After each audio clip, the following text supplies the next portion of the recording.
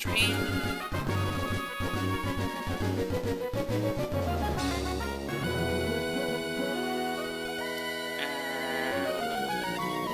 Announced everywhere.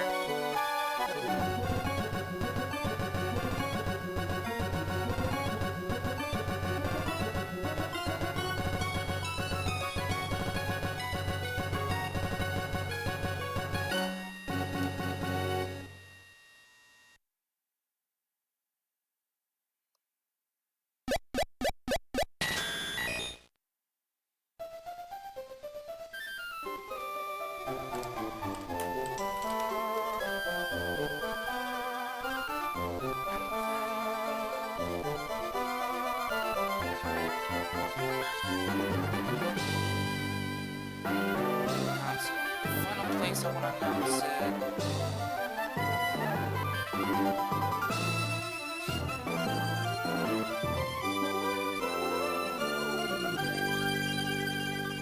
That is here.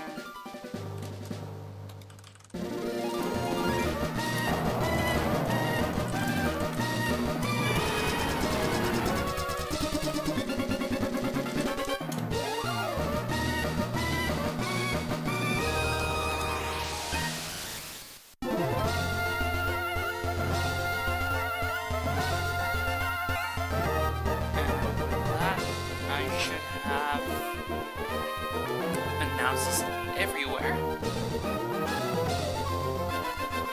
Trying to see if there's anything I missed. I don't think I did. Good morning, good afternoon, good evening, or good night, wherever you are. As you can see by the title, it's time to fight Brawly once more. Now, I stayed up till 3 AM last night preparing for this fight, which is not healthy. Part of it was also working on the video that is going to be uploaded later today, but at some point, like 2:45, my wife basically came to like this room and was like, "It's 3 AM, go to bed." And I was like, "Oh, fuck, it's that late?" Oops. So, anyway, I have, let me show it off a little bit, figured out, like, not a line, but at least, like, the interactions for 5 out of 6. Law Punny is gonna be like a, oh fuck. I need to see how to fix this. But generally speaking, that should be fine. I have one thing I'm gonna use, and it's the rare candy. I had like a heart skill in mind here as potential, but I think I'm fine without. There are a few Pokemon that are an issue. First, let me go over the team, and I'll do that actually in the back, in here, to better show it off. So, we're gonna bring, in order, Dottler,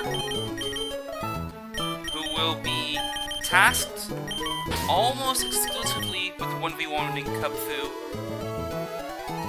And depending on its HP, it might come in later to take like a fighting move.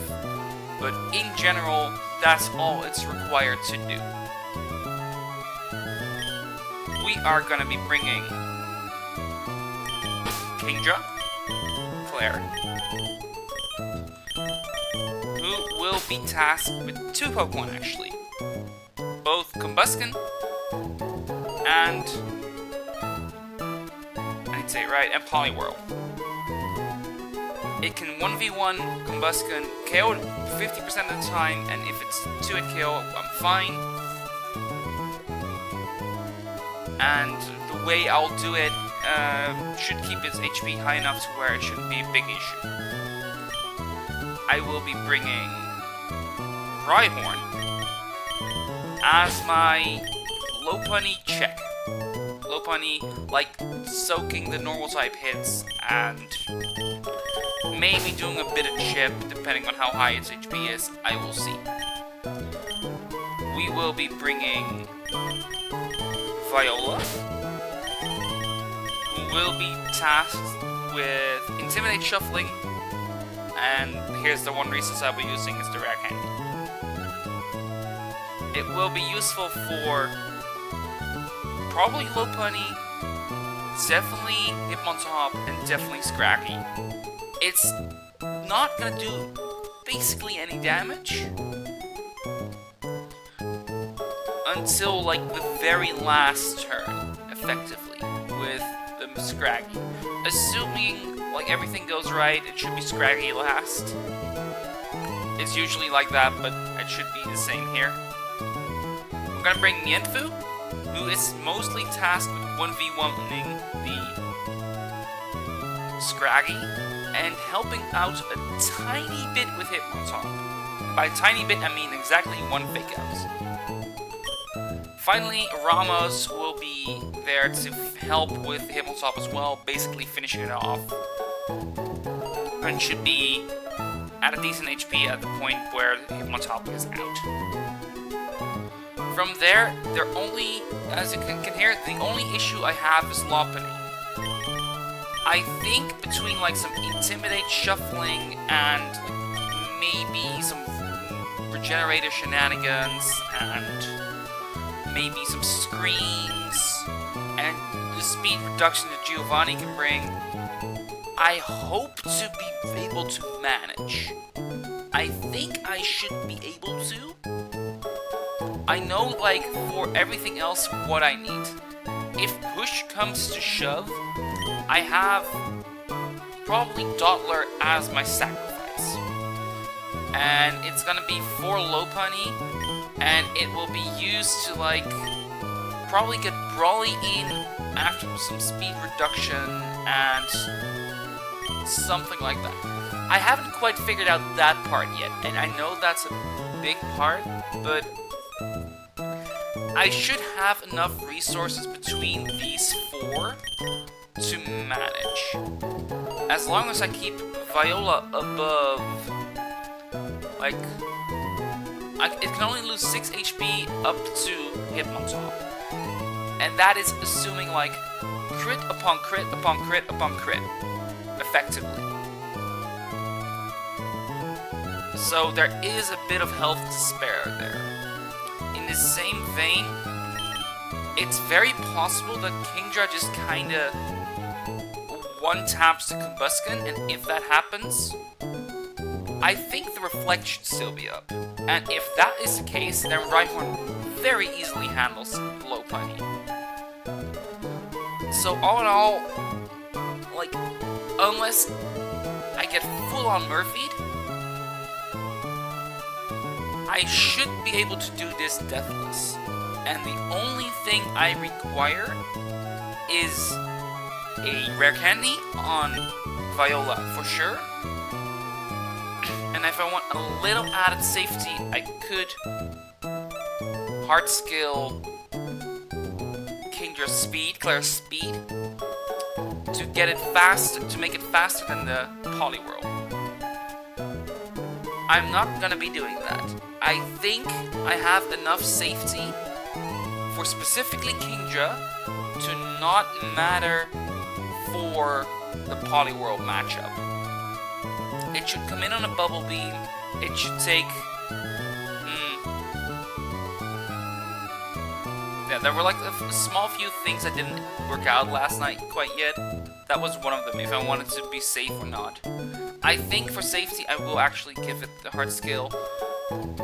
I'll get enough as the run goes, and I think Claire is still going to be useful for at least 2 gyms. Mostly looking at Flannery, which is way in the future, I'm well aware. And Broxan, which is not at all in the future. I'm not sure if the speed is going to matter there, but it's going to matter here enough to where I think it's safe, and it's quite a big jump. it goes from like 7 IVs to 31 IVs, and it makes like, even at this point in the game, it's like a difference of like 5 points or something, which for level 21 is a lot. So yeah, that's the train of thought, that's the explanation. The one thing I didn't quite explain yet is what items everyone's gonna use. It's just ore berries all the way down. The only exception I can kind of think of is I could give something else a silk scarf, but in general, no. Berg is gonna get an orange berry because it makes the Kupfu matchup a little safer. Giovanni gets one to make the Lopunny matchup a bit safer. Ramos needs it to guarantee the 1v1 against Hitmontop. Brawly needs it to guarantee the 1v1 because I already have an Oranberry. It needs a Oranberry to guarantee the 1v1 against Scraggy. And it's a little bit of crit insurance. Viola needs it for everything it does. And Claire is the only one where it doesn't really matter. Where I could get away with giving it something else. But there's nothing else that would be useful. And if there is like a slightly alternate line where Lopunny comes in on Dottler, which is a fair possibility, then Kingdra will be fighting the Poliwhirl first. And in doing so, the Oranberry might actually proc. And for that reason, I will still give it the berry. And now we're gonna do the two big things, which is Candy Up Viola. It's gonna go to level 22 and evolve.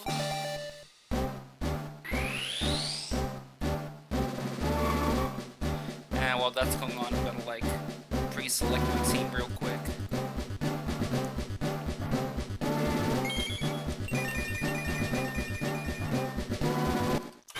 This incredible Masquerade. It's really poor on the special side. That's fine, because it's mainly supposed to be like a physical soak and a fast attacker. The latter it really can be, just not here. It will show that off later. I promise you that. Now, Sweet Sand is gonna go.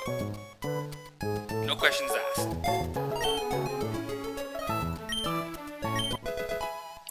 And now it gets Gust, which is actually important.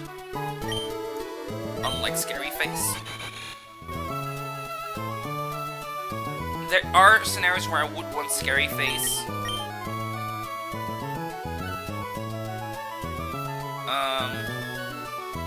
And there is a line I have for Lopunny in mind, not quite written down, where I would need Quick Attack. I will not need Bubble Beam for this fight. I have the water coverage to manage, and it's not like the Bubble Beam will be the difference maker here. Like, the closest it can do is help out with Combustion. It won't come in for Combustion at all, basically. There's a tiny chance I might bring him in if it's like, if I get the Poliwhirl line, Poliwhirl first line, but in general, I don't expect that to happen. There's another thing that can go awry, but I think I'm able to find my way around that.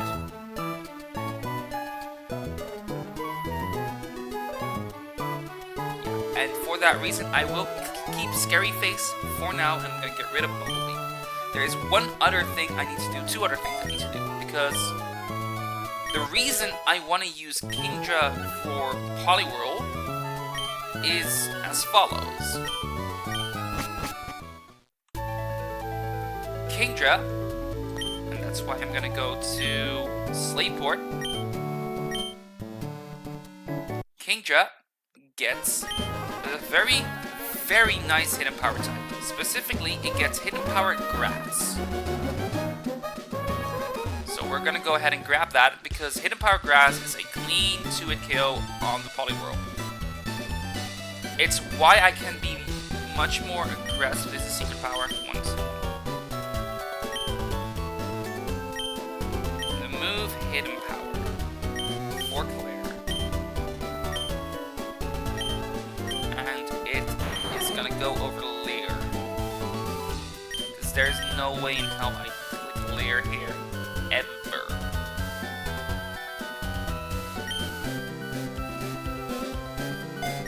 So yeah. Hidden Power Grass. And for that reason, Claire is a shoo-in for both Combusken and Poliwhirl.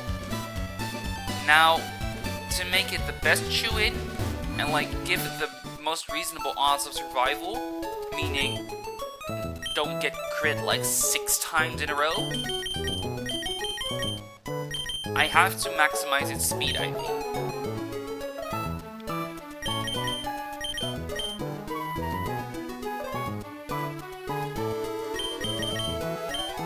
Speed. Claire's speed IV. Double check that I have the right thing. Claire's speed IV is now 31. It's gonna get Hidden Power Grass. And that is all the changes I will be making to it. And yes, let's go. Claire's speed IV is now 31. And with that, we should be ready for battle. With one tiny exception, I have it already ordered correctly. Here we go then. Gonna go head back to Brawly, where I'm gonna run this through one last time, like, in all honesty, for whenever I make a video out of this. But yeah. So, one last time, also to like nail it down for me. Dodler 1v1's Cubfu. It's gonna reflect turn 1, it's gonna light screen turn after, it's gonna kick Psybeam, and if at any point Brick Break is clicked between the 3rd turn and whenever I would want to reset Reflect. Why am I'm just gonna, whoa. I'm gonna do it slightly different. I'm just gonna Reflect turn 1, Psybeam turn 2. That if it crits, I kill. If I say correctly, if I roll exactly a max roll, I might be in trouble.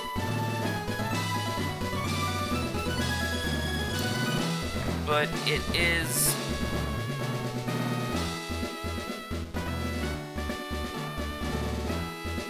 extremely unlikely to happen. And even then, the trouble is not big.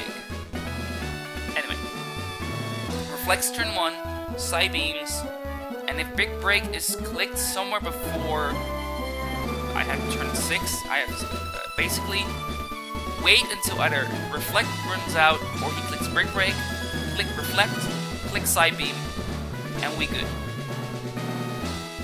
Then, most of the time in comes Combusken, but unless I get Brick Breaked on the Psybeam turn, which shouldn't happen,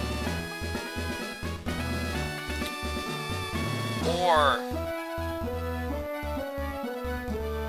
Dodler is below, like equal to or below 18 HP, Lopunny comes in. Anyway, I assume Combusken comes in, and we will see if that's true or not as the battle goes.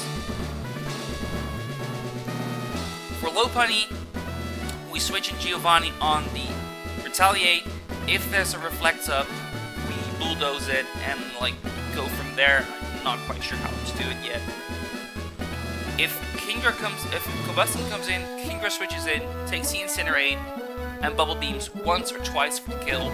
It takes the double kicks very fine because Reflect is up. Once Combusken is KO'd, Lopunny comes in, no question.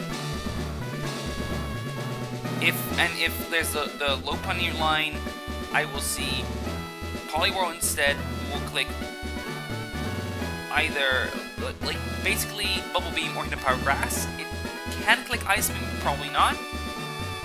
And Kingdra comes in, takes either of those, 1v1s with HP Grass. And then again, Lopunny would come in, and like, from there, like, lines start to muddy a bit, but in general, I have like a muddy middle part and a good start and end. And how it goes exactly, we will see.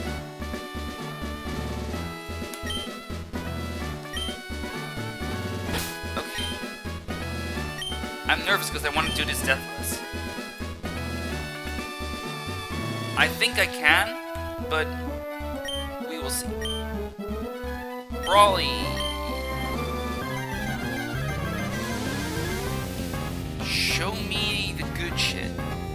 There is, like, the optimal line here is obviously crit.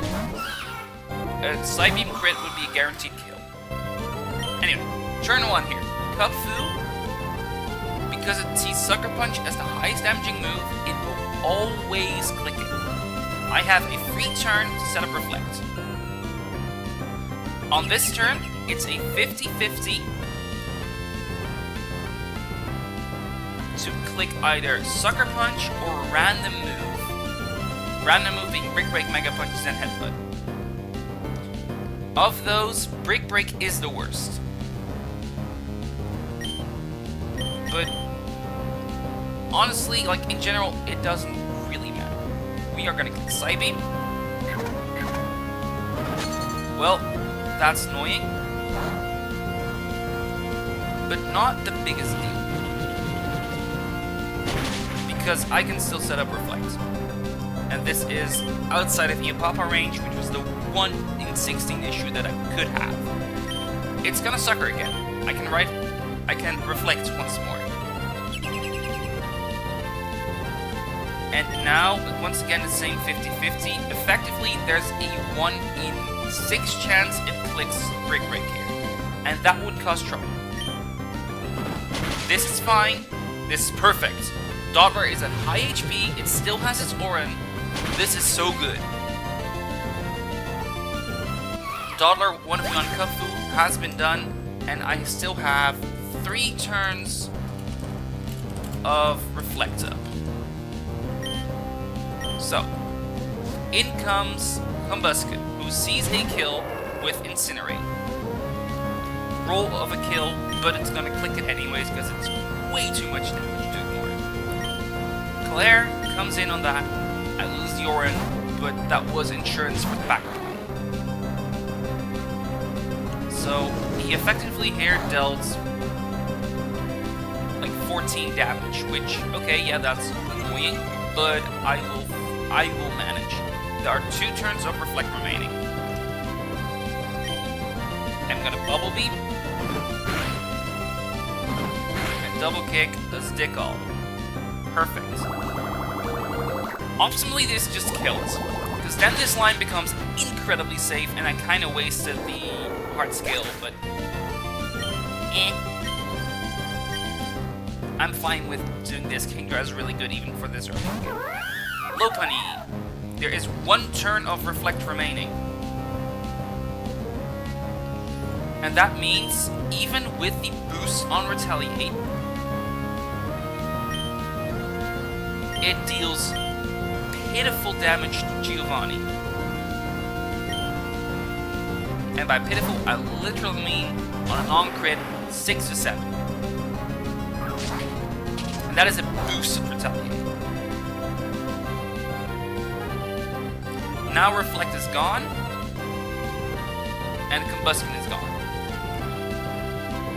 I have a little bit of leeway, but for now, I'm gonna need to keep the HP of Giovanni intact for the Lopunny 1v1 down the line. So I had something in mind for that. It's Viola switching in here on a Drain Punch. Takes, well, assuming not a crit, 2 damage. I have 6 HP to spare. So it's fine. Even a crit high roll would deal at most 6. So I can this is fine. Well, fuck. That is slightly annoying, but I'll manage. This is why we need a quick attack, to get low punny out as fast as possible. With Masquerade in, at 62 HP, Hitmontop comes in. It will be clicking Rock Slide here, because there is a tiny chance for it to click Fake Out, but it's gonna click either. Brawly can take that. Takes like not really important damage. In fact, that is enough for me to just heal it off with the Regenerator. I will Fake Out, do a tiny bit of chip. This tiny bit of chip, especially with the crit, means that Grottle is much more safe to 1v1 it. Viola now switches back in, intimidates Hitmontop.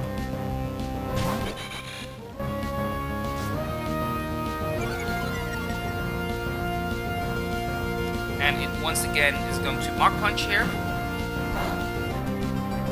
Once again, it's the first time it clicks Mach Punch. And of course, it's going to Rock Slide once more. So I switch Brawly back in, just as a pivot to get one extra Intimidate off. That makes the Grottle 1v1 guaranteed, basically. Once again, it's going to click Mach Punch here. Viola takes that and brings it to -2. And from this point, Mach Punch, inconsequential damage. I have a bit of leeway now as well for the low punch, so I can actually use that really well, that extra bit of HP. Pardon me. Because for Scraggy specifically, Masquerade needs to stay above 40 HP before that interaction starts. I have I have 15 HP to spare. I can do a little bit of pivoting to get a bit of intimidation off. Now, with it at -2, Ramos can come in safely on the Rock Slide and 1v1 sit using 3 Razor Leaves exactly to KO.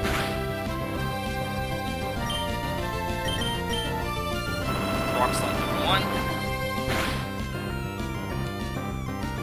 Oh, that was something that could happen. That is fine if it happens. It's generally gonna click Mach Punch. I had like space for like two Rock Slide flinches, give or take. Unlike the absolute worst case scenario, which we're already looking at it not being.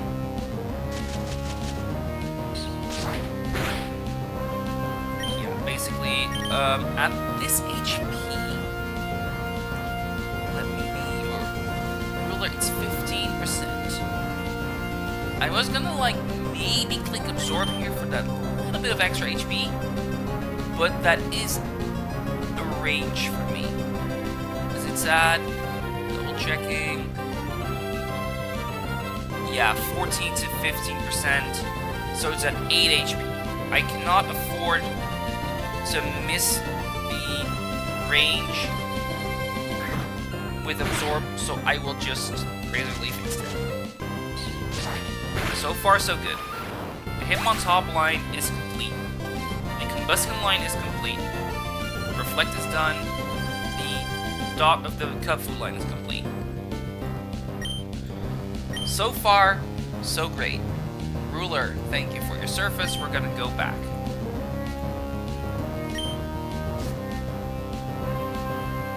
Lovely, once more. And again here, with me at 26 HP, and a neutral attack, it will only see a kill with Retaliate. Once again, Giovanni can take that perfectly fine.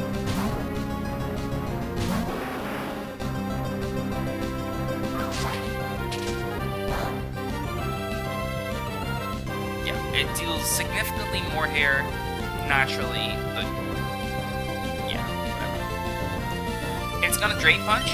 Because I have a bit of health to spare on Viola, I can do a pivot to do some Intimidate shuffling. Putting it at -1. and I take, assuming no crit, 2 damage. He heals off a little bit, he crits again. Seriously? It's not a big deal, but it is annoying.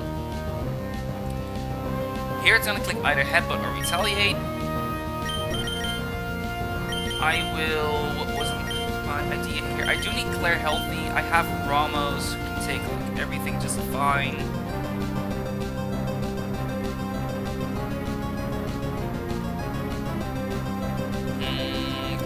What's the idea? Yeah, see, this is the tiny bit where I do need to think about what I want to do. Because Brawly, like, it can't really take the crit headbutt, and it needs 4 fake outs for the scrag. So it can't really do anything here. So I think the solution is to still bring in Giovanni on the headbutt. With it at -1, it should deal, again, pitiful damage. And it is above 36 HP.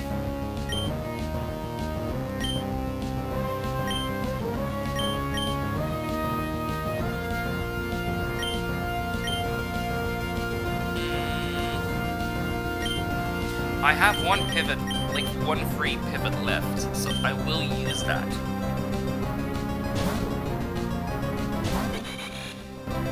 Because that means low punny's at -2. And both Brawly can assist, Dottler can maybe do some assist, and most notably Rhyhorn can, like, do something. Didn't crit, so I actually have another pivot.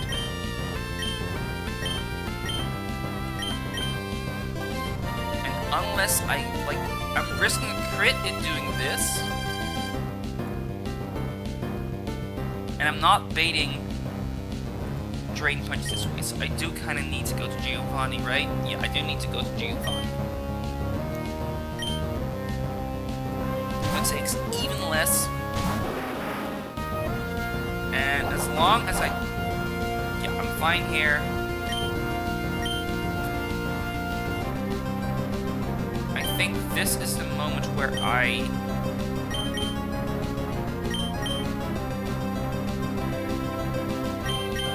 was gonna say bulldoze it. I think that might be the right play, but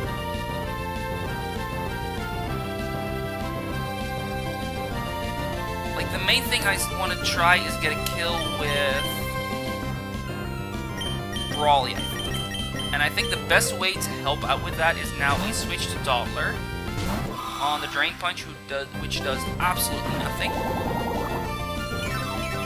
And even a crit headbutt doesn't kill me here. And as a result, I can either chip it with Psybeam, but I think I'm going to set up a Reflect. And clicks Retaliate, even better, because that means I can't get flinched. As a matter of fact, it means I have an extra turn. Reflect is there as a tiny bit of extra insurance. Psybeam. I can even do another if I want to, but I'll save Berg for later. He's gonna headbutt me again, and at this point, Giovanni just kind of handles it. With the extra few turns of Reflect, I think I'll be fine. Oops. Sorry about that. Okay. So, from here, I will bulldoze it, and Drain Punch, even on a crit, won't kill me quite yet. Right now, it doesn't take all. This is why I, like, the main thing here is crit avoidance. That's the only thing I really need to do.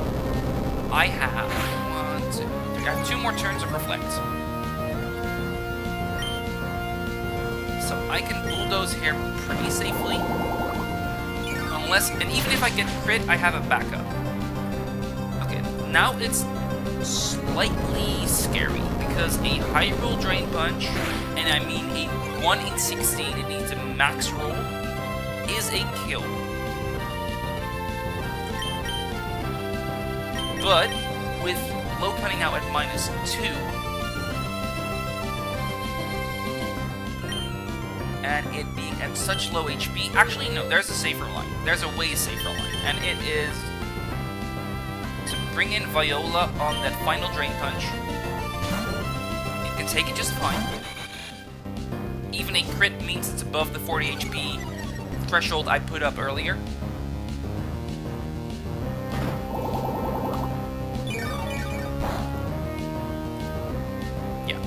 That's nothing. And Struggle Bug is now a kill. So Mass Rain actually does deal some damage. Thank you, Viola.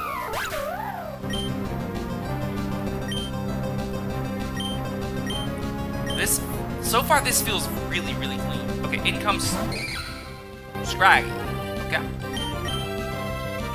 It's always going to rock to me here. And Brawly can take that.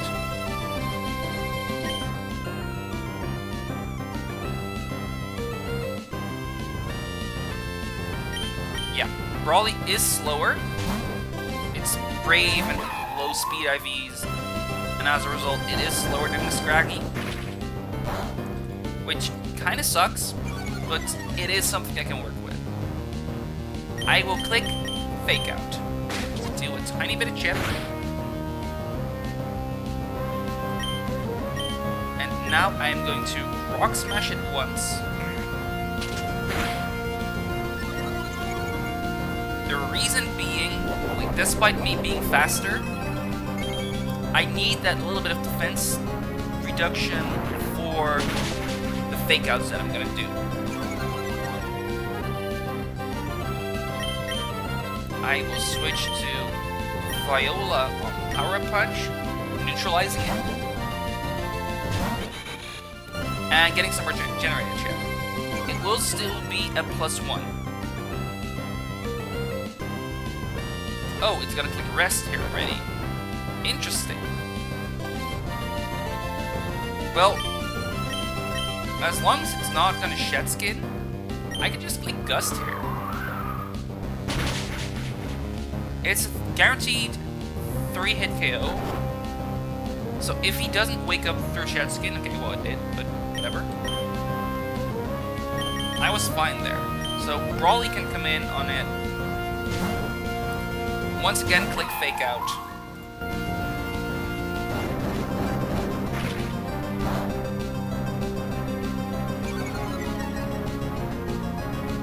And if I'm not mistaken, it's now at 50%, and it's now a 50-50 to click rest, I think, between rest and power up punch. It depends if it sees a kill. It shouldn't see a kill. I'm at way too high HP for that, though a crit high roll, crit max roll can kill me. But more importantly, it is a 50-50 to click rest. And that will be prioritized over Power Up Punch.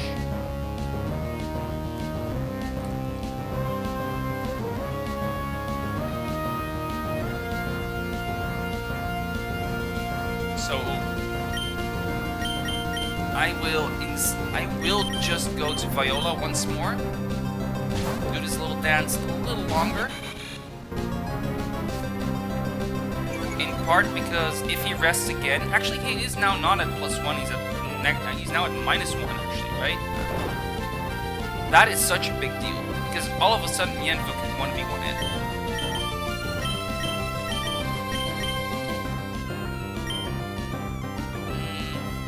Because it's also at -1 defense.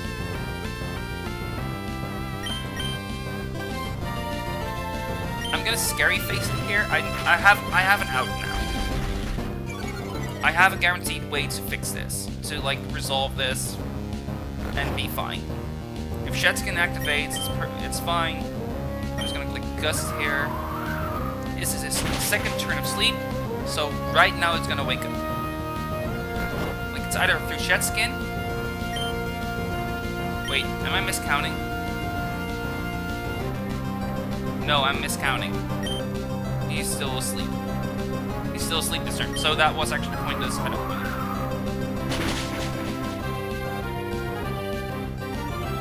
Wait, no, no, no, no, no, no, no, no, no, no!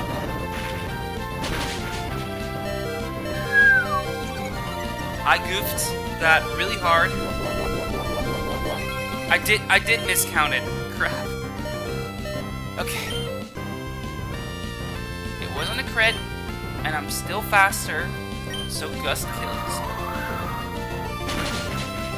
I should have gone for safe line, but whatever. All that remains is the Poliwhirl, who will see a kill with Ice Beam and Ice Beam only.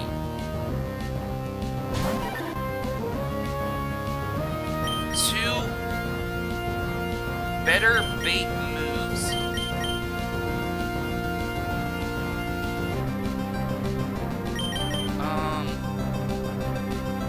Yeah, to better bait moves, I will switch to Brawly, because that means he's guaranteed to click Superpower on me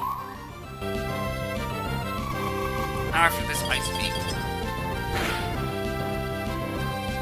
Of course it crits. It's fine.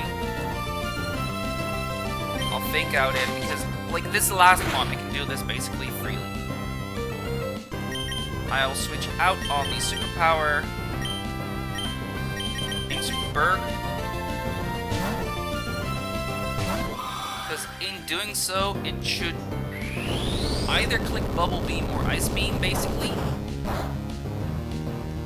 But it's much more likely to click Bubble Beam.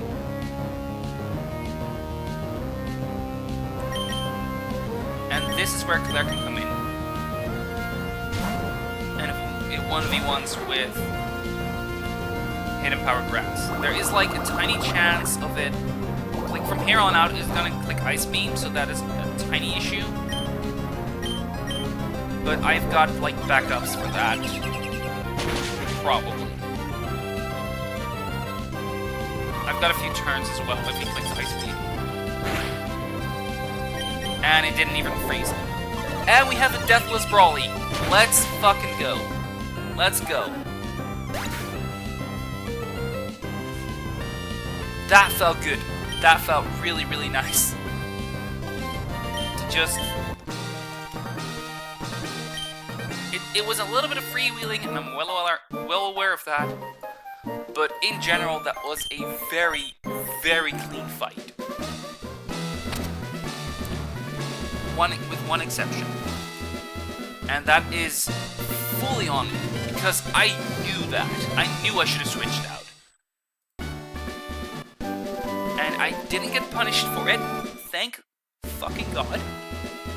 But that was really dumb on my end. Okay.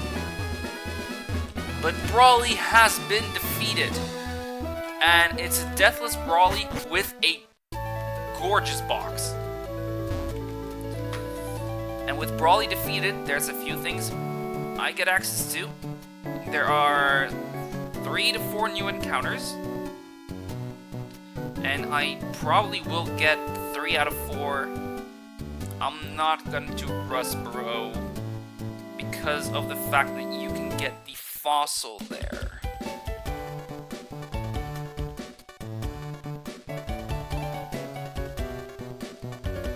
Yeah. Thank Peachow for attending and making me attentive of that.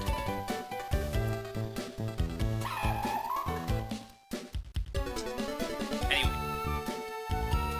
But beyond that, I'm also gonna get a new next trainer. That's the main thing I wanted to do right there. And of course, a heightened level cap. I will be leveling everyone up but Puchena, I think. But everyone but Nana. Actually, let me just go take a look at this. I will definitely do everyone in my team. They're way too valuable to not do that. I say that, but is Burger actually going to see use here? I don't really know, and I'm not sure I care. Anyway. Ramos is definitely getting leveled. Like, that's no question. That's gonna happen right here, right now. And he gets Mega Drain, which is just a buff on Absorb. So we're gonna get rid of Absorb, get Mega Drain. Very easy, very simple. Viola, if I'm not mistaken, doesn't get anything. It either gets nothing or it gets, like, Air Cutter. Yeah, okay.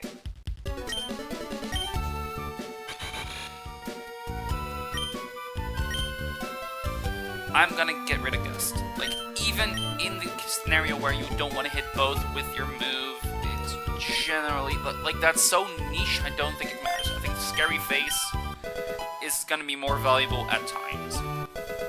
And level 25, Giovanni, I think it's a few moves. Let's see, I think it gets a move here, Chip Away. It's neat.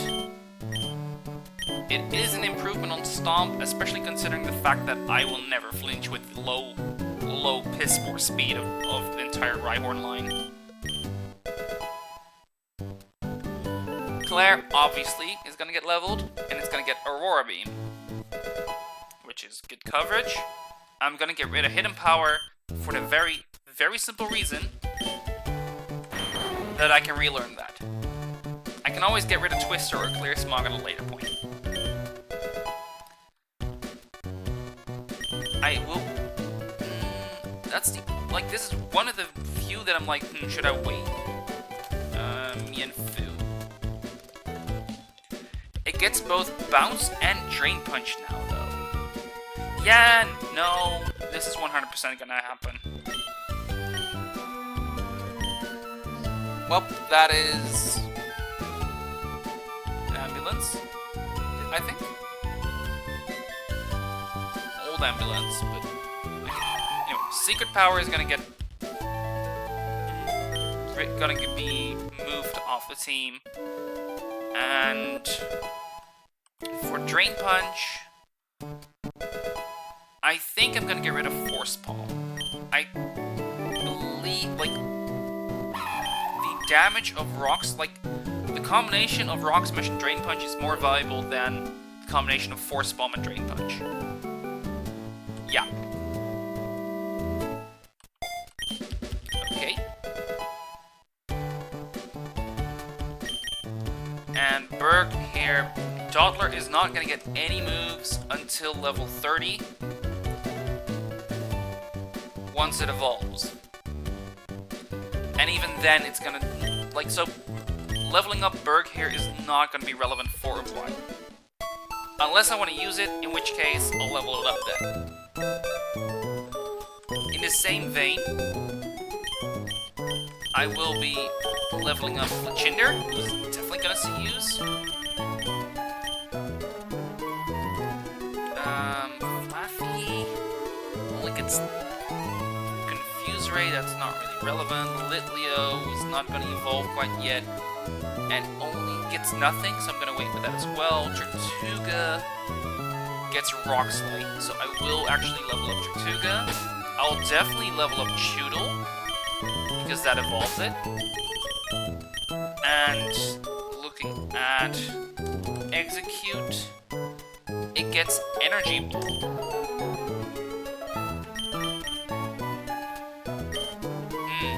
Yeah, I'll level you up as well.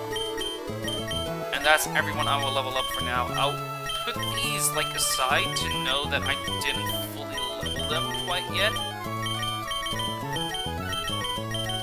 Just for my sake. And these are, like, the main fighters anyway. So now we're gonna get the final few levels. Faulkner gets Roost here. Incredible move, of course. Recovery is always a good thing. And I think I'll just get rid of Growl, because at the point where I would want to use Growl on Faulkner, I'll probably just use Masquerade. And 24, and then 25. And that's all it really gets. It gets Will-O-Wisp at 27, which is also really good. Grant. If I'm not mistaken, Tortuga actually is one of the few Protect mons in this game. It gets it to level 31, and that is really good for double battles, of course. Rock Slide is definitely replacing something. I don't think it's Smackdown per se.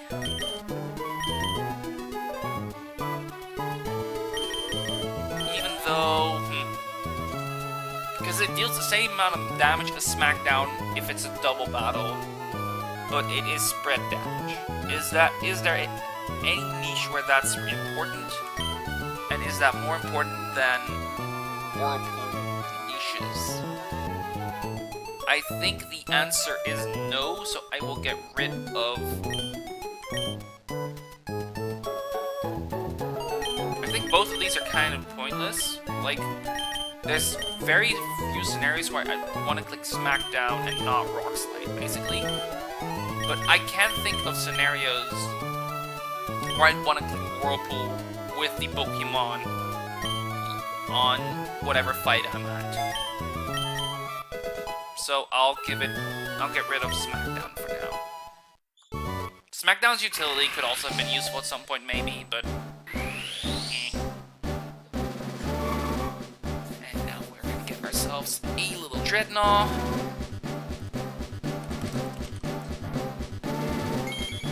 There is a tiny reason to avoid leveling it here quite yet, or evolving it quite yet, and it's having Razor Shell at level 25 instead of it, but I'd have to get rid of Rock Tomb for it.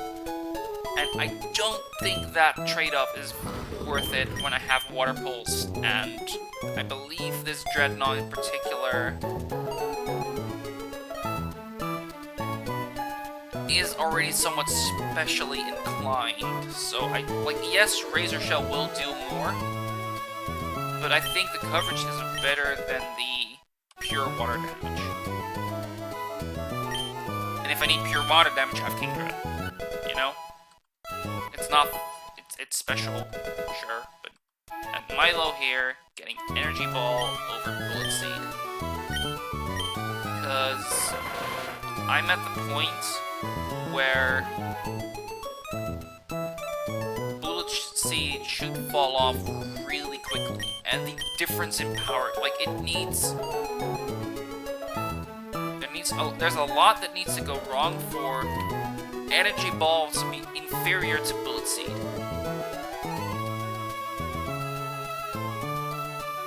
It's not nearly as far off as I thought it would be. I think the main question then is, do I want Stun Spore instead? To have the physical cover. If I want a physical grass type, I have Grottle, right? That's the gist of it. I want to check Executor's stats real quick, just for my good sake. Also, does Execute... Yeah, no, I can evolve into a Alolan Executor as well. And at that point, it actually becomes useful again, the Bullet Seed, because Executor Alola is a lot more mixed, and with the jolly nature of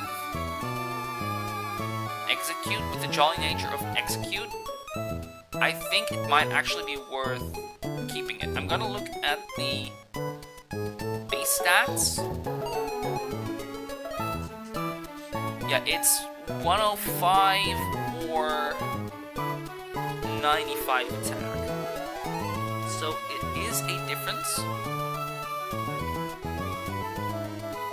but not so much as to make it worthwhile, I think.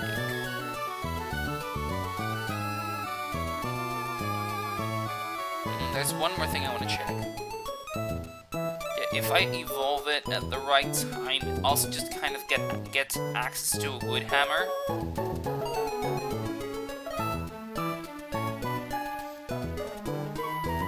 And Zen Headbutt. So I'm just gonna get rid of Bullet Seed, because for Execute specifically, I'm always gonna click Bullet Seed or Energy Ball over Bullet Seed.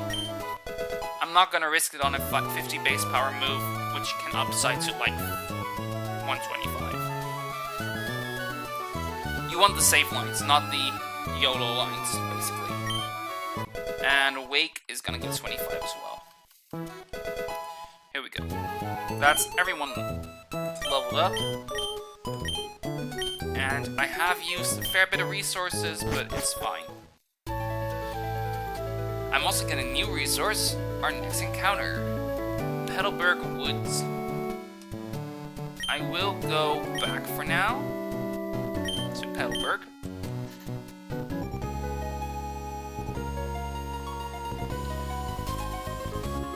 And actually, speed up. Why would I wait for anything but just going? I also could get the encounter here now, but no, I'm gonna save it. What am I doing? I was gonna grab like a few great balls. I think that was the train of thought I had here. Oh, it's location specific. Good to know.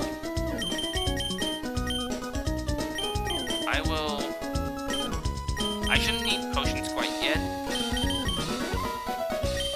And I have enough awakenings to where that's not an issue. I will get like 2 antidotes and 2 paralyzed heals right now, just as a security measure. In the same vein, I will get like 6 potions as a security measure.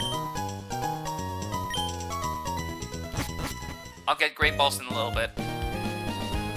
I'm not gonna go all the way to Slateboard right now for that. Oh, but that reminds me, I can't get to Slateboard that little bit. It's later, so I'm not gonna worry about it quite yet. Anyway, I now remember why I wanted to go to the Pokemon Center. Because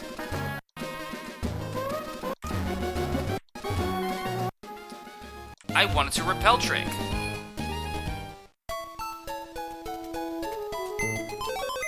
I can basically... Okay, I need to show it off a tiny bit better. So let me do that. So over here, Petalburg Woods.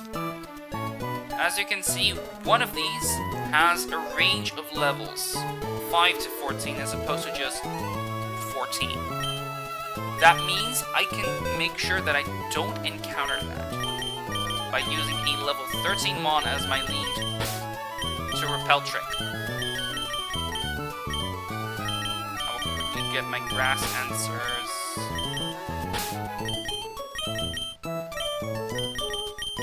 And I'll get my paralysis Mon. This should do.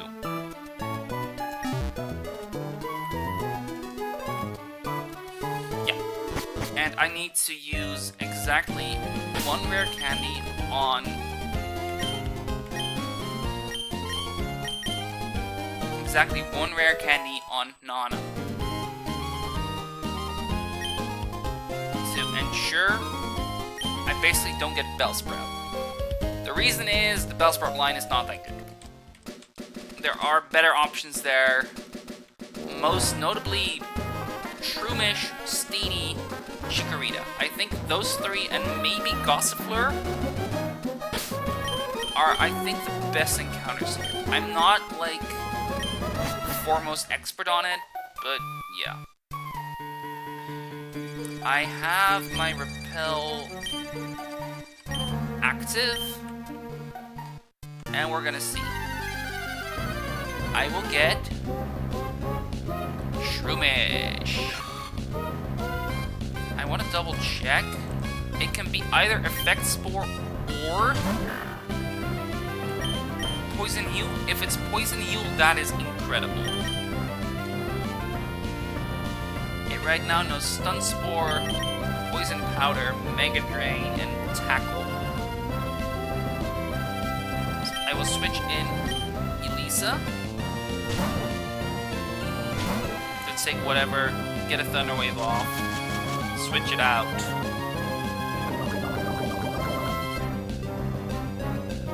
Like Elisa, I'm not afraid of losing it here or something.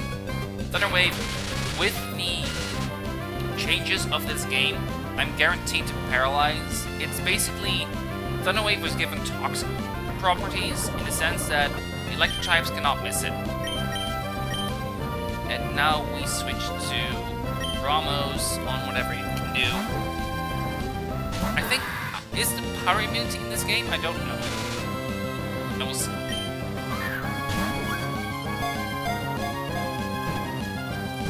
Shroomish gets in the bowl. Perfect. Now we need another male grass type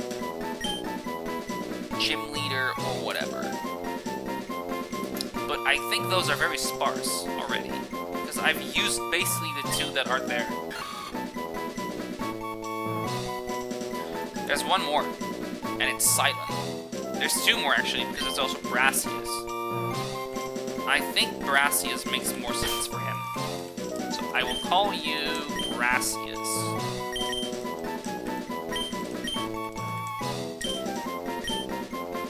Sometimes I don't like the boring nickname schemes, but yeah. They're at least simpler. And I will tick off the Shroomish over here. And while that updates, I will set it to Rustboro. Or no, I will just set it straight to Route 115. I'm not gonna skip it this time, I think. I need to see if it can make a difference. We get ourselves Poison Barb. And we get ourselves a run back to the Poke Center to recover this poison and to take a look at Shroomish.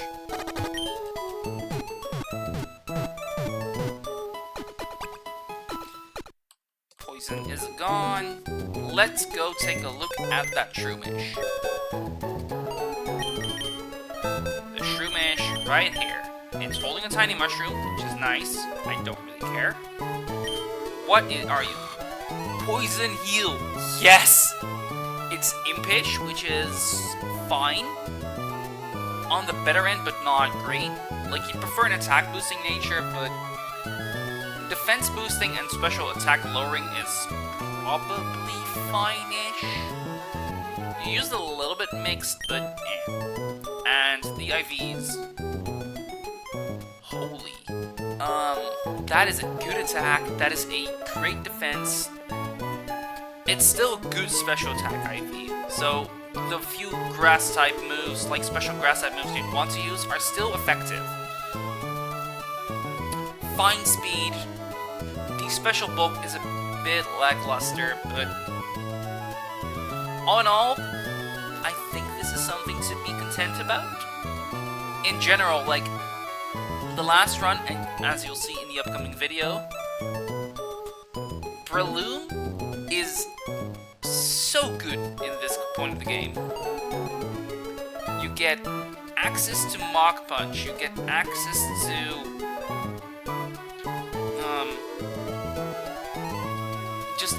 just a very powerful Mach Punch user, on top of potentially scaling Spore, potentially scaling Superpower, potentially scaling Drain Punch, and this thing in general is just pretty bulky and very powerful for this point of the game.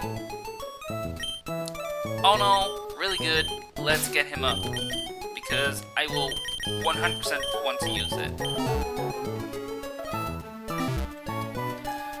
Let's go. And it's Candy, and we are going to level up Brassius. Is there any reason to wait? There is a tiny... There are two tiny... Okay, that's not nothing, but it is probably not relevant. Okay, let me explain. Shroomish gets Synthesis and Toxic at respectively level 29 and 33. Breloom instead gets Brick Break and Seed Bomb. If you wait till level 33, you lose out on Mach Punch, but you get access to Synthesis and Toxic while still keeping Brick Break. So that is a consideration. In fact, because it's a very much a consideration, I'm gonna wait, and if I need to pull it out of the box, I can do that whenever. You know? So, Shroomish is gonna stay under-leveled. Same with Nana, of course, who's a Repel Trigger, and nothing else. I'm sorry, Poochyena is just bad. Okay, no, it's not. It's not bad, it's just an Intimidator. And a really poor one for Brawly, and not a great one for... It's not a great one. It's not... It's alright for Roxanne, because it's a Dark type. And that can help for the Soul Rock and the Lunatone. But we will see that as it goes. For now, while the encounters are a good thing to look forward to, I first do need to look at the next fight. And the next fight here is something you can easily do an export for and get through probably with absolute ease.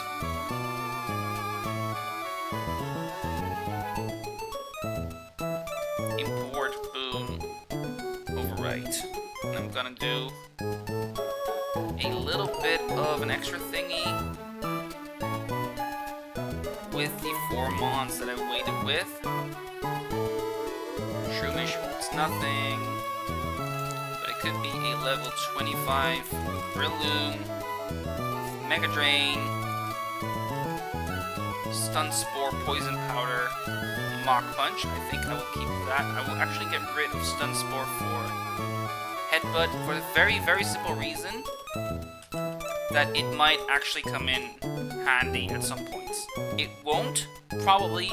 I'll most likely keep Stun Spore instead of Headbutt, but we'll see.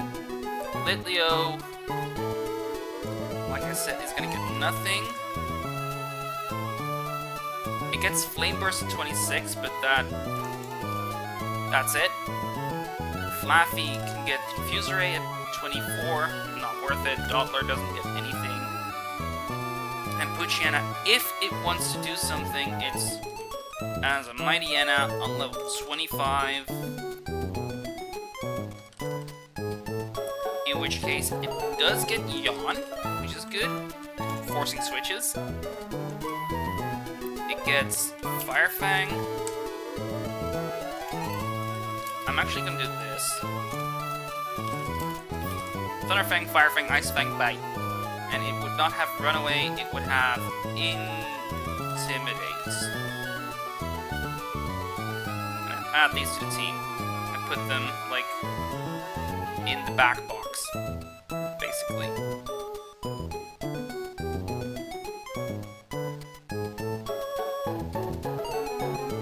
These 4 for now. The Ariados.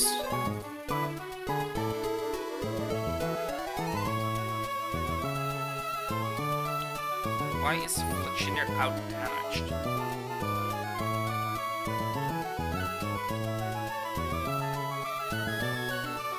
Shouldn't be.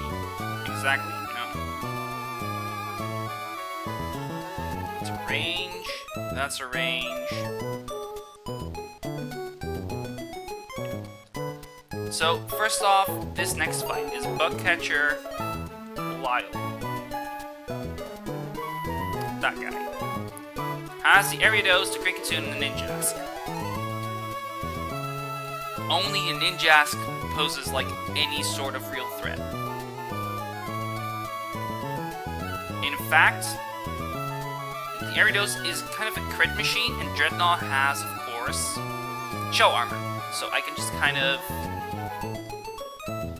use that for the Ariados. It would bait in Ninjask after taking like Pin Missile, Shadow Sneak or something. And Giga Drain would kill.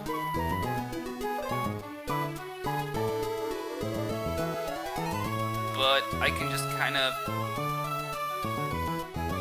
bring in Fletchiner on that. And even a crit dual Wing Beat and a crit Giga Drain won't kill, and Aerial Ace to quick attack kills. and like if you dual wing beats me, you could get burnt and just die that way. Not to mention the aerial ace is a range to kill, and then I can switch back to either probably Dreadnought on the aerial ace or the rock smash. Doesn't really matter. I kill with rock tomb after. So this is a very, very simple fight.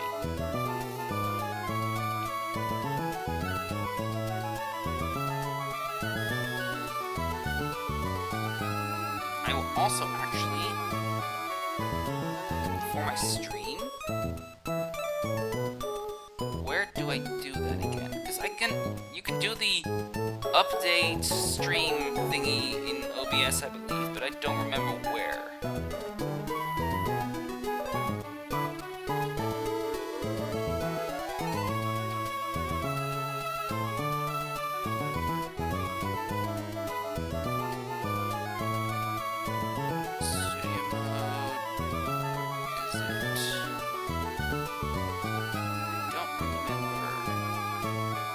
Oh, uh-oh.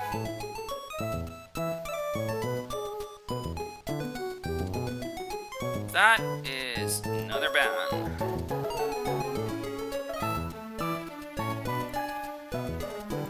We love these bots. Oops.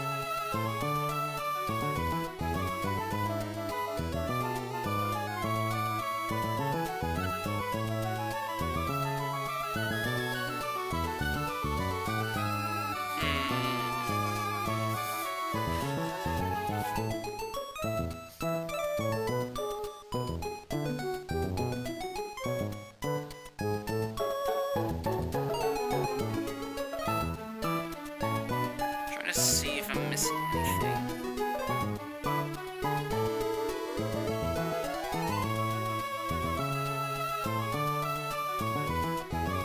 Or is it here, maybe?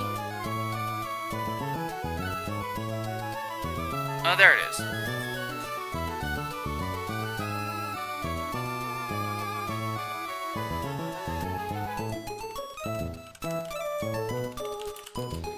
Because I beat Brawly now. So, traversing to Crossborough in Brawly. Updates.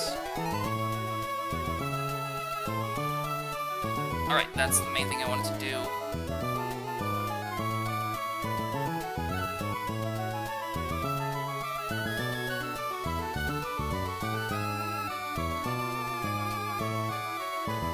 Should be all. Anyway,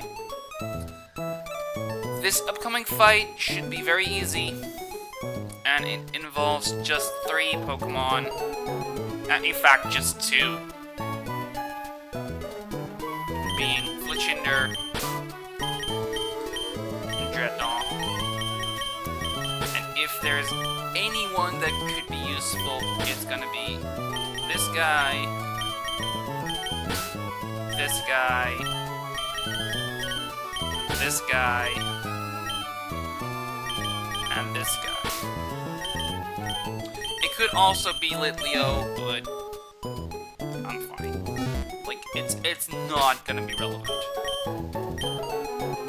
I will get rid of your item, because none of you need one. And we are gonna go.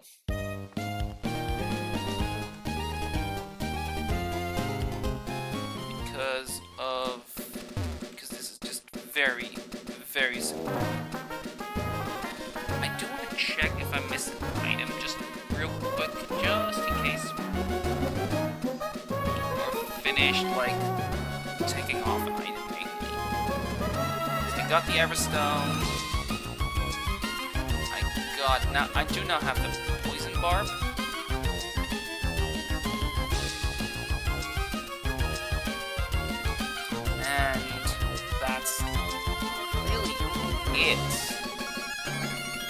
There's some berries upcoming. Yeah, whatever. Let's go. I have my repellents active.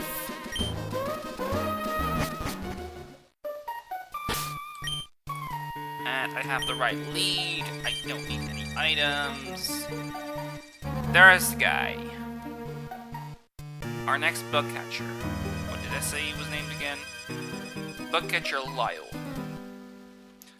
Bug catcher Lyle over here. We're just gonna use Wake and Faulkner. Everything else is kind of backup in case things go really wrong, but like they shouldn't. And we're gonna lead with Wake, who's just gonna 2-hit kill the lead. We're gonna switch to Fletchinder on the Ninja that comes in and clicks Giga Drain, and finish off the Quickatune once again with Dreadnought. And if not that, then Tortuga or Mienfu. Like, not sure yet. We'll see how that goes. So, Rock Tomb on Ariados is a high roll, like, is a chance to kill. And for that reason, it's gonna click Shadow Sneak twice on me. If I don't kill it right away, that is. This baits in Ninjask only, because Ninjask is the only one that could kill me. Or, no, that outspeeds me. I do kill here with Rock Tomb, and I actually don't die to Giga Drain here. It deals at most 60, so I can just Rock Tomb it. I have Shell Armor, so I can't crit. It's just safe. Even if it's a quad effective move, I'm not afraid of anything. Ninjas dies. Absolute ease. And Quickatune does not outspeed, and I Oko. Oh no, the Viper.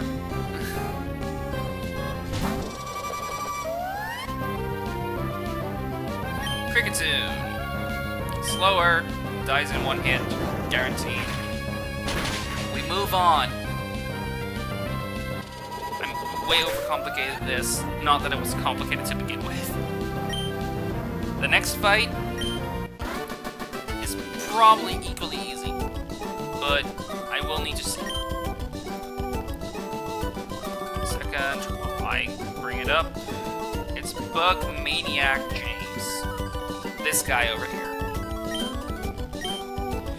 He has a Larfista, a Vibrava, a Shedinja, and a Ribombee. I should have a very easy team to combat it, but I will double check that, of course. I'm gonna quickly run back, do little healsies, and get to it afterwards. Easy enough. Wanna see, this is the one I wanted. So we are gonna go here just to double check. Larvesta outsped killed by Dreadnought. In comes Ribombee, who sees a potential kill with Magical Leave. Fletchinder can take that, or Masquerain can take it, but I will actually be using probably Fletchinder for that, because it resists everything as opposed to Masquerain, who doesn't.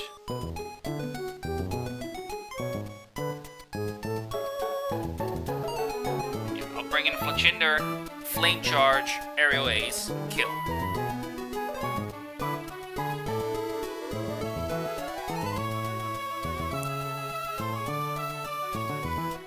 Flame Charge, Aerial Ace, kill. In comes Ribombee, Vibrava, and I've taken like at most, like half-ish.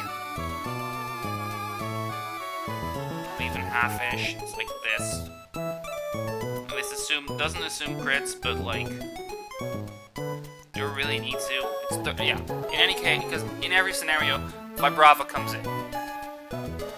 And it will click Break and Swipe on me. I don't have a resist,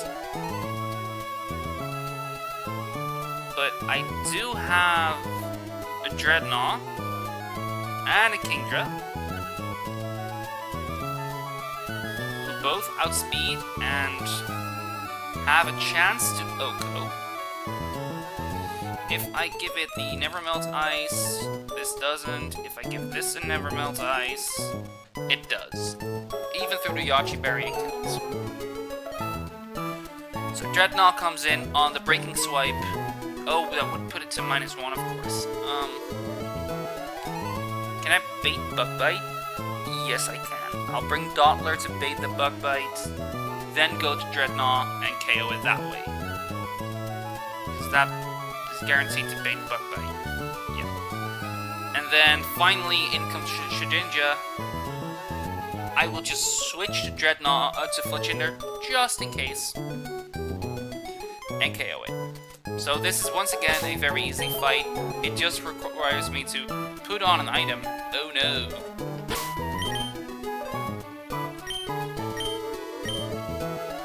Where is it? It's right there. Never Melt Ice on Wake. That's literally all I need to do. And everything else is just run towards it and you'll be fine. So we're gonna run towards it. Speed up in the mix. Of course, I gotta go into Mr. Briney's house in doing so, but that's fine. We're just gonna stand at the ready. Okay. So quickly, Wake and Faulkner just do this fight very easily. Let's go. Because Wake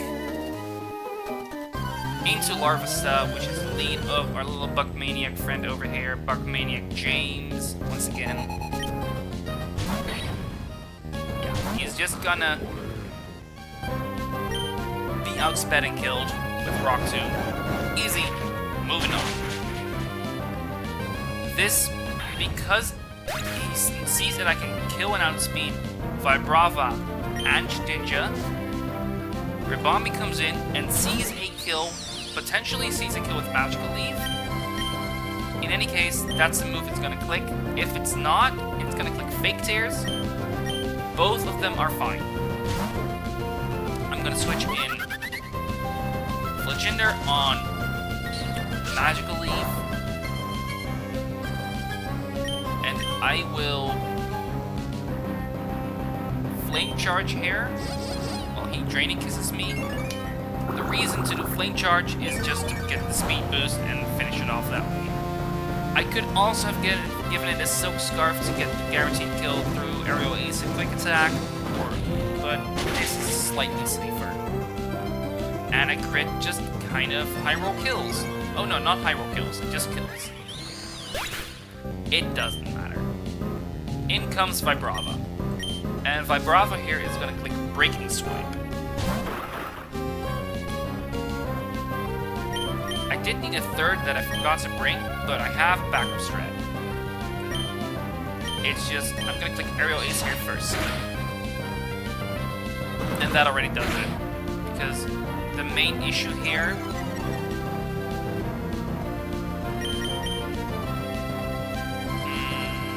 there is a tiny issue now, I think. Yeah, there is a tiny issue now, and I'm gonna have to roost.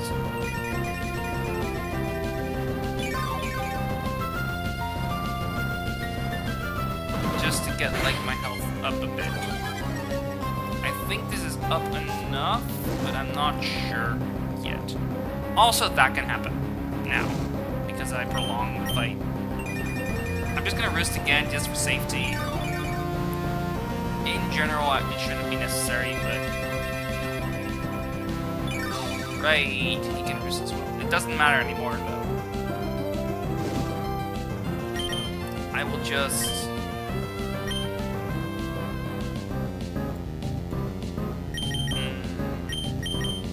I'll just bring Wake in anyway. On the Breaking Swipe. And yeah, that lowers my attack, which is a slight bit annoying. Because it means Ice Fang no longer kills. Through the Yachi Berry, I did forget to bring Dottler, who was going to be my pivot for it. But with the burn, I'm fine, and now the burn should probably kill him. even if it doesn't, I outspeed and kill the next turn anyway. Especially with it being burned, I'm not really scared of it. So, because it sees that I can kill, with Dreadnought, it's gonna click Shadow Sneaker every time. I'm gonna go to Faulkner. And that's only because the Shujinja here is holding a Bright Powder. And I'd much rather get the safe kill with Aerial Ace than the continuous misses I could get with Bite or Rock Tomb. Another fight done. Another tiny little hurdle conquered. The next hurdle is slightly larger, but slightly being the operative word. I'm gonna go ahead and run back real quick.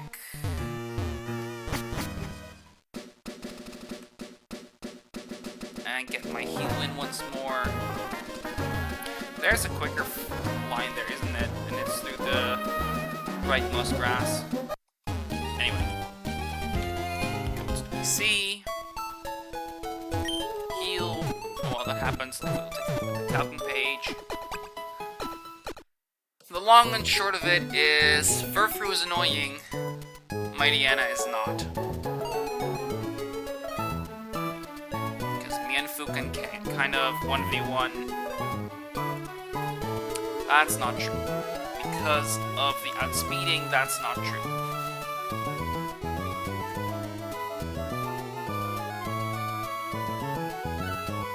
Yeah, no, there is actually...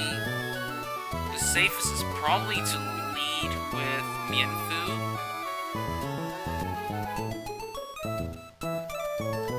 To get, like, the Rock Smash off or Drain Punch off. Actually, Drain Punch, probably.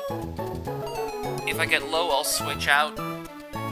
If I don't, well, I don't.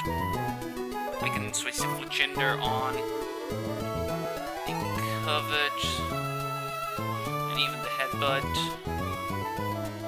And I can switch back in on Rock Smash, which I can bait through going to like Dreadnought, going to back to Mienfu, and doing it that way.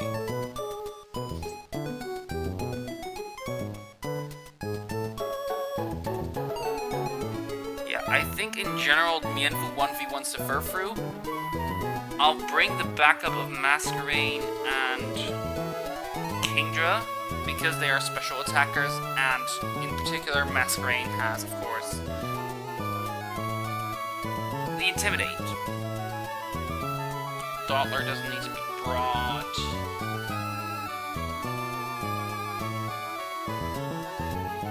And then for the Mighty Anna, like, yes, you see Mienfu being blue here for it being slower but OKOing. Yes, it OKOs, but I don't think I can bring it in safely. So I'll need to do some shenanigans. Those shenanigans are probably going to involve Intimidate shuffling with Masquerain until Dreadnought basically 1v1s with Rock Tomb and Water Pulse.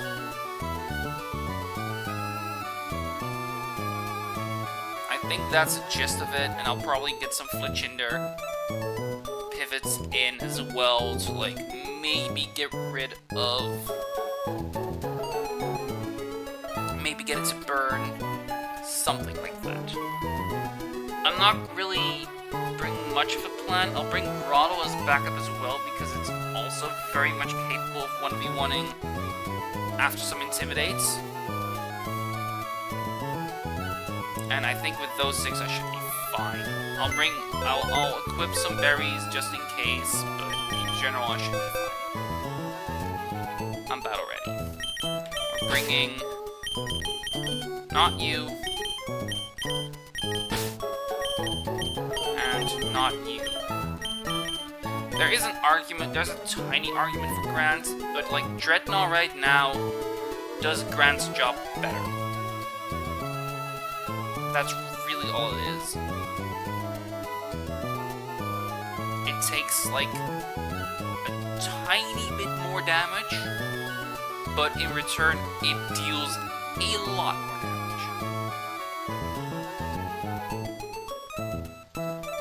So yeah,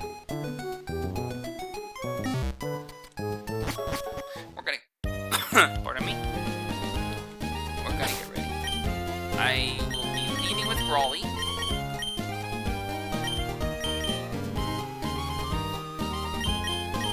I'll be leading with Viola, I think, instead. Evades the headbutt, which I can take with a wake. I'll get Rock Smash. I'll probably do the back and forth pivoting with Viola on the Furfrou instead. Maybe bring Brawly in at some point to help out. I'll see. Yeah, I think that's actually a safer line.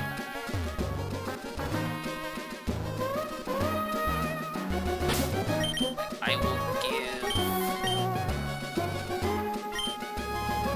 to make that a little safer, I'll give Horns to Ramos in Wake.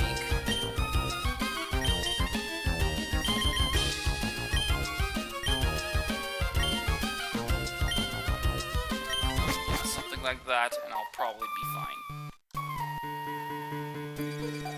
We are gonna make it through all the way to the other side of Route 104, of course.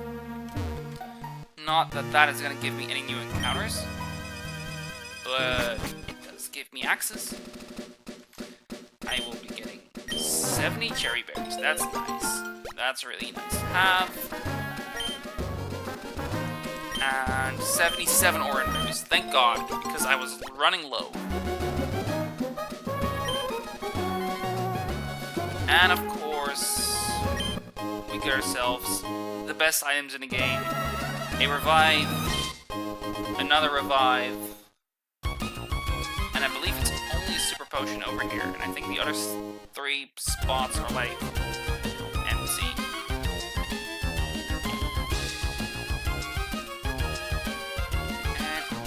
Like some chest of berries around here, if I'm not mistaken. NPC at Route 104. Draws the food close and it strikes without fail, so that's feint attack. Okay. But then where do I get those chestos? Is it back here? Is it her? Okay. Where are those orange berries? The chesto berries then? Is it her? Ah, it's her.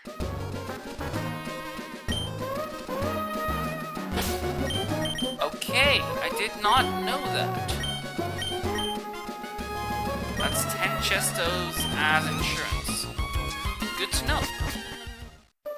I knew they were somewhere, I just didn't know they were here. And were accessible that early.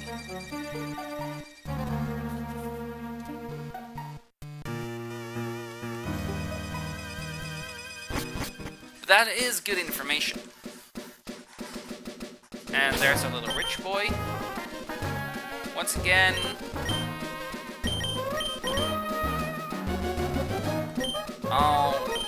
once again switching up my ideas, because I think I want Masquerade more healthy for the 1v1 against the Mighty Anna, so this is probably a tiny bit safer.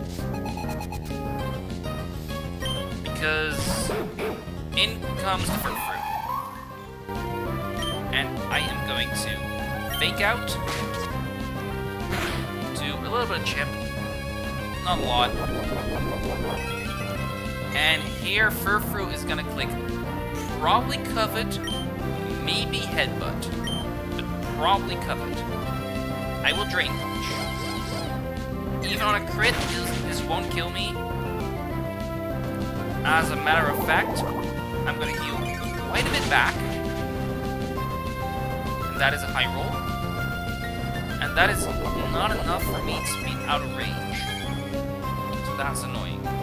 So he will covet me here. I'll switch to Faulkner. Let's take the covet. Maybe get a burn. Unfortunate, but not really a big deal. Now he's going to headbutt me, which I can take Wake.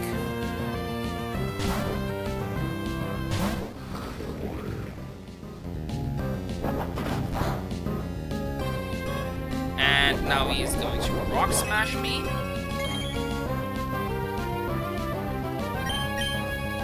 Take that with Viola. I'm doing a lot of switches, and they're not all useful, I'm well aware. But this Intimidate is gonna be good.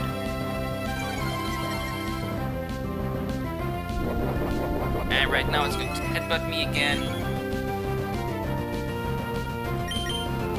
So I'll once again bring in a Wake.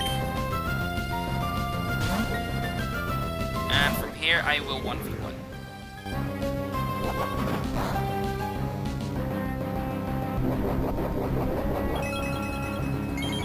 In fact, I will do so using one Rock Tomb.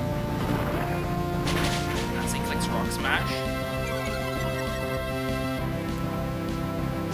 No, it's not him. It's he does -1 defense. Take at most 16 HP of damage here.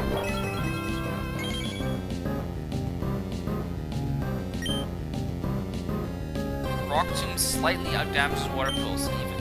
Huh. Interesting, I didn't expect that. Anyway.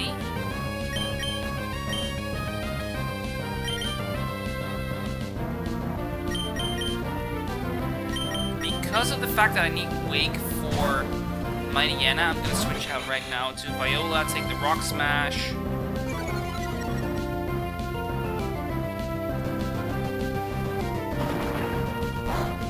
And while I am at minus defense, he's at -2 attack. Throttle from this point on. I'm at -1 speed. Yanfu is still slower. Wow. Not expect.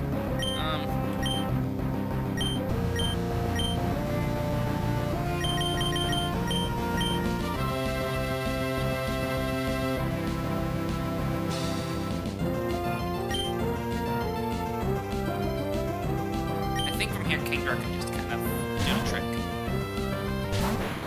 And if not, I've got like backups and backups and backups. I can deal hefty amounts of damage here with Bubble Beam. Maybe even lower its attack. And Covet is a 2-hit KO, I believe. That is... oh, it's speed, right, not attack. Not that it really matters, but... yeah.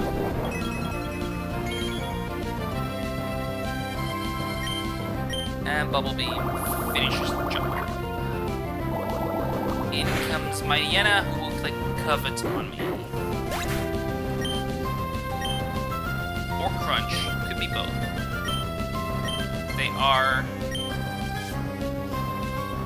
about even in damage in practice, but due to how damage calculation works, it's not. In any case, not even a crit kills, I can Bubble Beam once safely.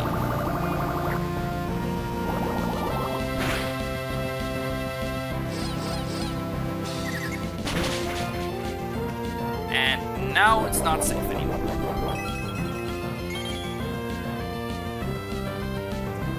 He is not going to see a kill, so it's still random between Crunch and Covet.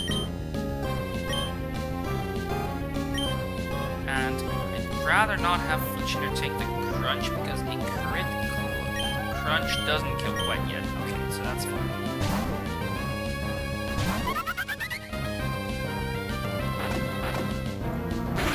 Hope for the burn, basically. Perfect. Because now, not only does the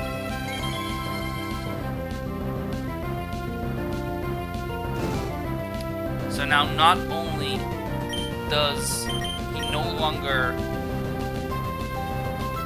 get the leftovers recovery, he won't see a kill anymore. Like, he won't kill Brawly even with, like, the most insane amount of luck you've ever seen. I say that, but is that true?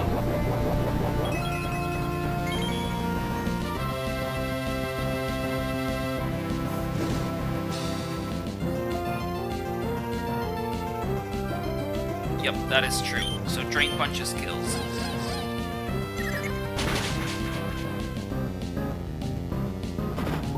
Not that it matters because I didn't get that luck, but yeah.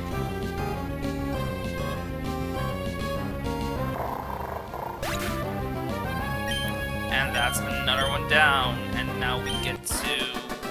Oh no, not quite yet. There's one in between. Next one is Fisherman Ivan. First, let's actually finish this fight. Next one is Fisherman Ivan. At the bottom right there. I'm gonna run back real quick to get my heal. And this will require like a slight team change. And probably a bit of leveling, but I will see if that's actually true. For now, heal and take a look at the cooking sheet, which I do need to update myself as well. I'll actually put this one like at the right position. In the meantime, also put my chat right back up.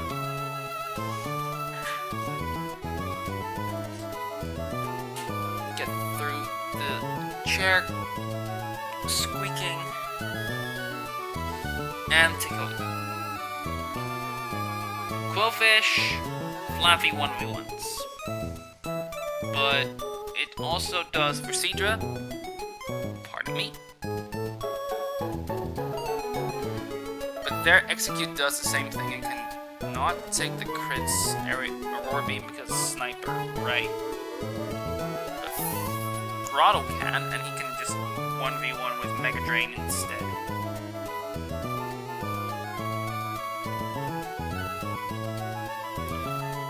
So, this fight in general is just kind of whatever. I think actually Kingdra is probably the best for Quillfish. And in doing that, it's gonna like get toxic once. I will give it a pet shot to slow it down. Twister is a 4-hit KO. No, it's not gonna be a 4-hit KO, basically.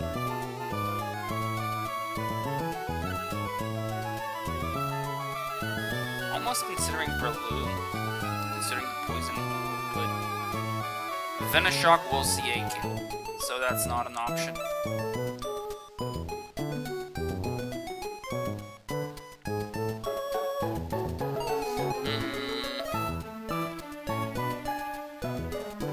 Can anyone like assist in some way?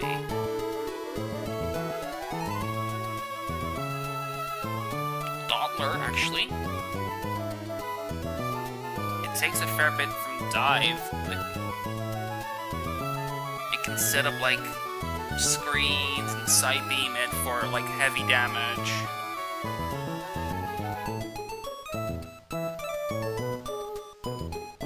And I can just kind of give it a pet shot as well. Okay, so let's get the easy part out of the way. Grotto cannot get crit as long as it doesn't switch in on a Aurora Beam. It 1v1s Seadra. No fuzz, no issues. In the same vein, Celio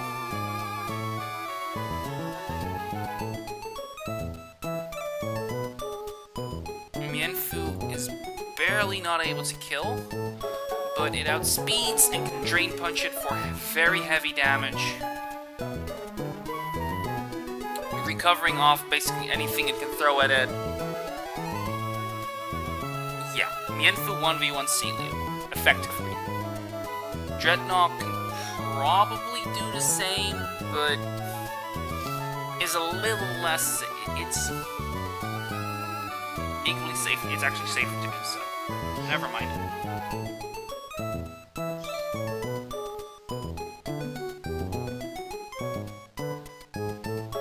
Right? Yeah. Yeah.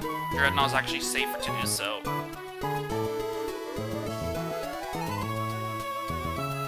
Thanks to Rock to, like, Aurora Beam and Whirlpool do, like, pitiful damage. Here, it doesn't deal pitiful damage, and actually can deal pretty hefty damage. And while Drain Punch can recover off basically everything, I can see a world where it goes awry. No, because he turn 1 Whirlpools, that's probably the worst. So turn 1 crit Aurora Beam into attack drop. That's probably the worst. Because at that point, I do outspeed and a recovery of... Oh, the recovery of that is exactly enough to not kill.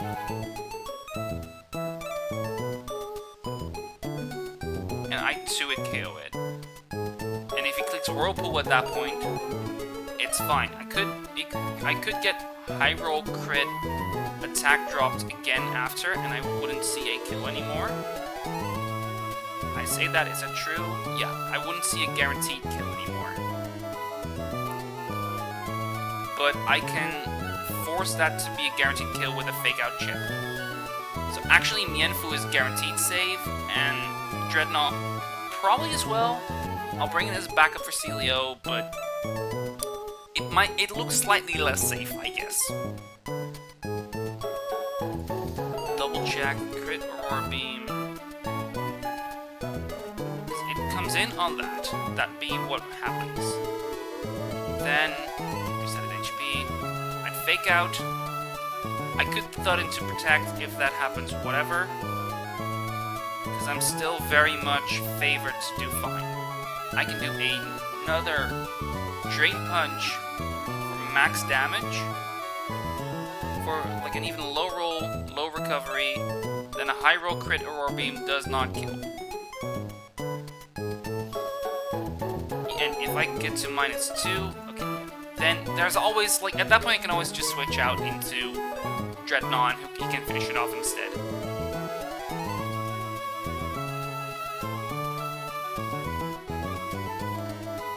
If that is really, like, if I get the absolute shittiest scenario, whatever, that's, like, my backup, I guess. Anyway, for the, because the main one that I do need to look at is probably the Quillfish, but because I actually see that I don't really need, I don't want to use Flaffy for Seadra or Celio, I can actually use Flaffy here. Give it a Petcha and paralyze it before it can attack me.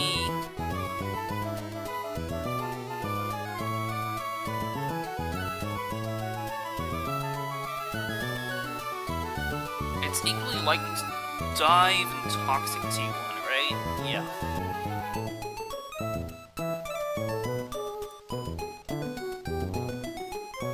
So, if he clicks dive, I mean, I can just switch into Kingdra, who also kind of 1v1s the Quillfish most of the time.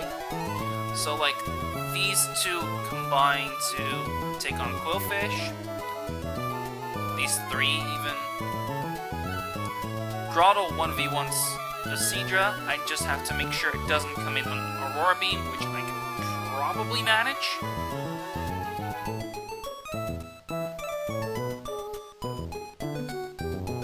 I can definitely manage. I just need to, like, if Kingdra's the one out, I'll probably do a pivot through Doppler or something to Grotto. Or if he's low, Flaffy, something like that. I'll manage. And then 1v1s Grotto 1v1s Sidra, and in comes Celio, who I can 1v1 with Mienfu and Dreadnought, even if, like, I'm basically guaranteed to see Aurora Beam, so maybe Dreadnought first instead. Dreadnought on that, if it sees a kill, and then go to Mienfu instead. Something like that.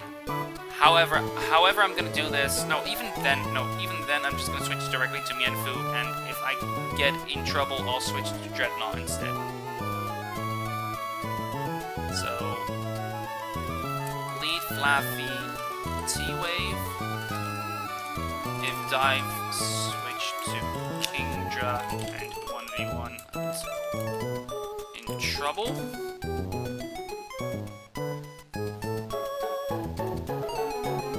Which, in this case, is basically only if I get toxic twice. Yeah, get toxic twice.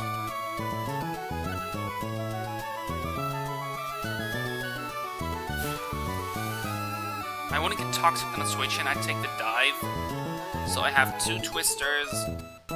And even then, Venom Shock won't kill me right away, so I have 3 twisters, so I have like... I should be safe to 4-hit KO it.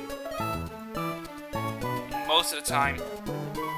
If I get in trouble, I can switch to Doppler on the Venom Shock and finish it off with Psybeam. Because even there, like crit into crit, okay, that kills.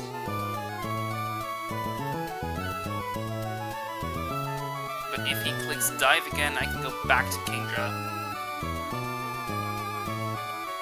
I'll probably be fine. I might even just... Yeah, and if I get a Thunder Wave off, I'll definitely be fine. Yeah. Okay, I think I'm just ready, and I'm overcomplicating this way too much. So... Elisa will be brought along, and will actually be leveled up. And Dottler is in the same boat.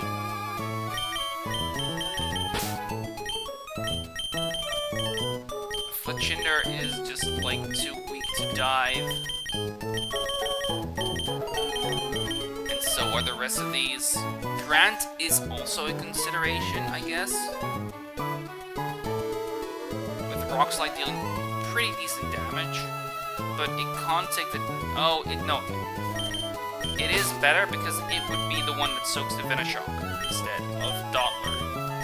And while it deals less damage back, it also takes way less. And while it baits in baiting dive, I'll probably find some line there. So Grant is gonna get Petcha. Elisa as well.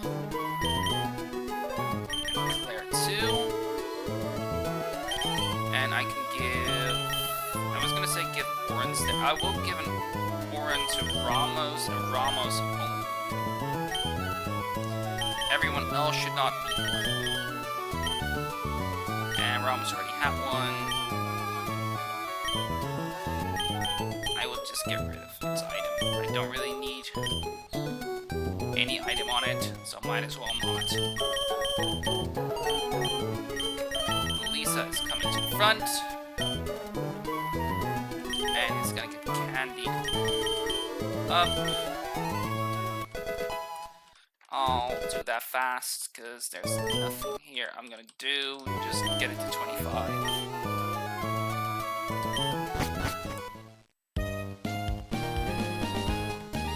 Yeah, here we go. Next fight time.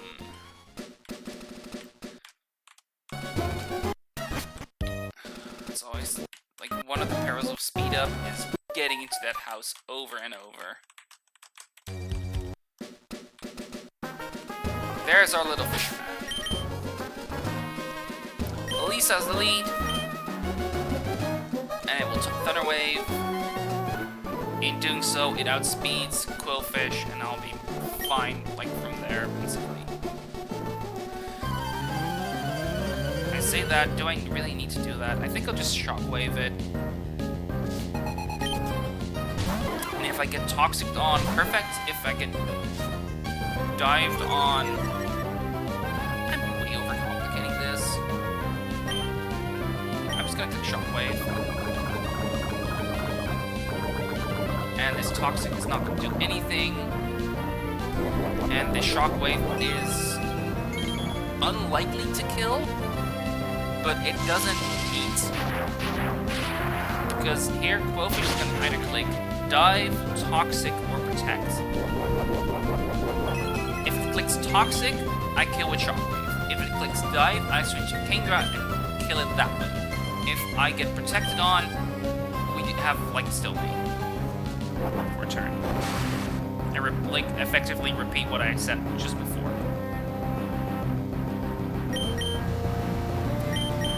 Switch to Claire on the dive, because that takes inconsequential damage. Exactly. Oh no, 5. And Twister here always needs a kill.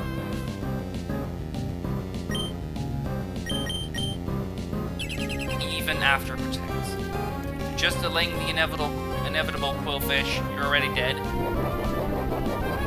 Twister deals like 30% minimum, 28% minimum. Not to mention the coverage. Bye-bye. Now, neither of them is seeing an out damage. So in comes Seizure. Neither an out damage nor an out speed, so in comes Seizure.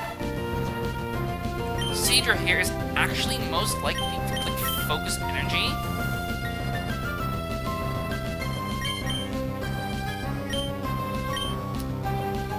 But I wanted to click Brine after, so I'll go to Grant.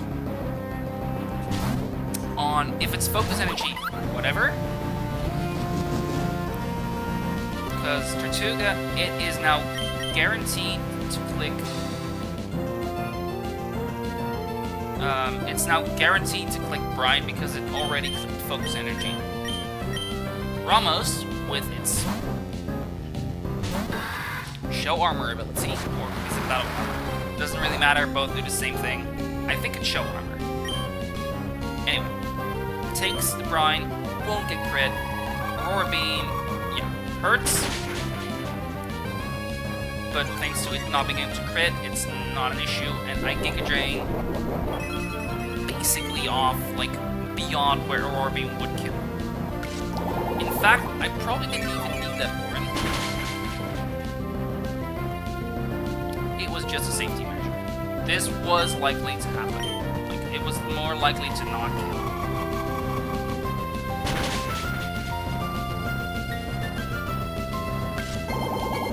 I really didn't need that Orin. I wasted it. But I have enough now, so I don't really care.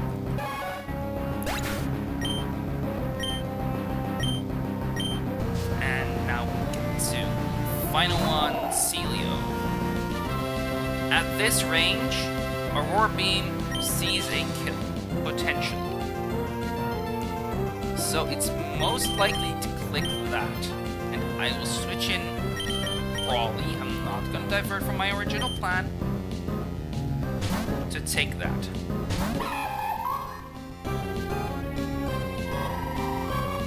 And even if I get a crit, and my attack dropped, it's whatever. And because I didn't, I'm just gonna straight up click Drain Punch. I don't need the fake out chip anymore.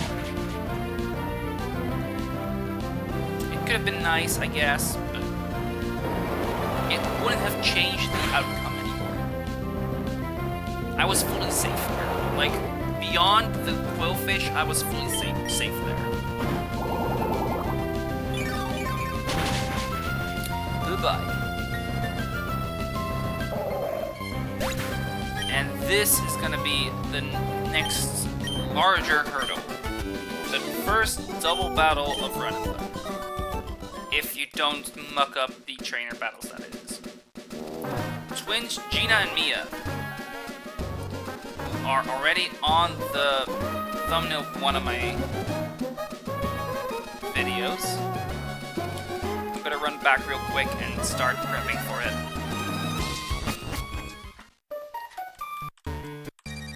One, two ledges. And I'm actually gonna go ahead and do this because it's slightly faster if I don't, like, miss the gap. Calcing time. It's a double battle. It's gonna be weird. And I now know, and actually I will double check from my own video, because I want to know for sure.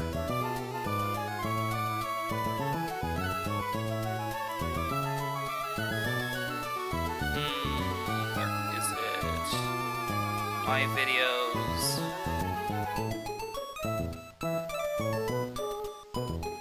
I probably shouldn't be doing that screen, just in case.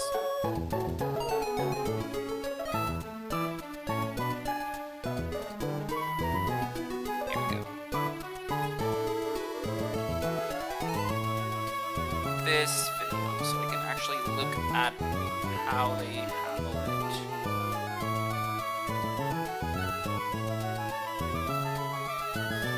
Yeah, okay. And on my end, just double check.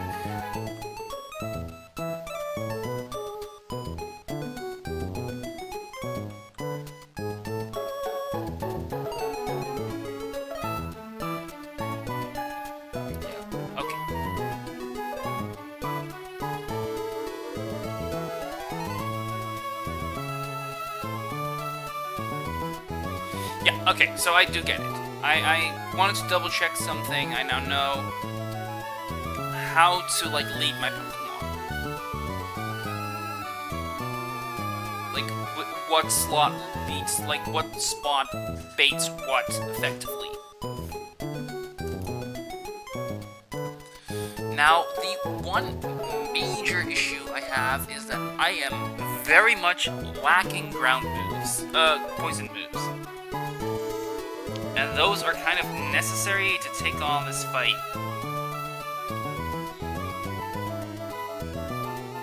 Because you cannot really beat that Clefairy otherwise. I have some fake out shenanigans that I can do. I have some struggle bug support that I can do.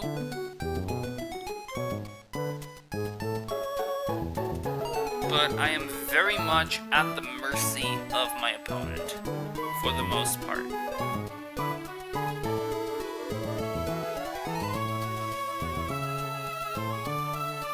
Now there is a way I can kind of work into that. Incinerate is a spread move, no?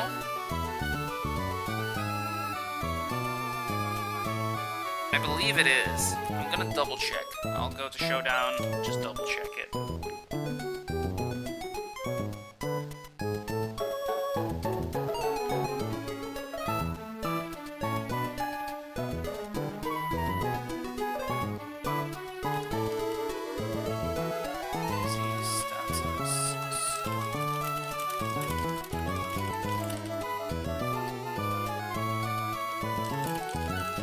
Incinerate. It is, in fact, a spread move. But the good thing about Incinerate is that it does get rid of berries.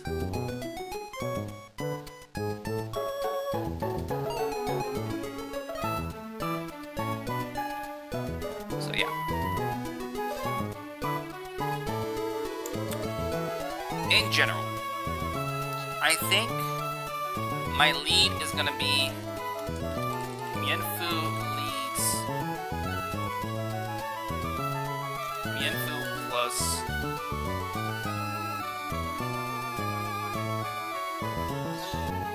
I think it's Litleo actually that leads because of Incinerate.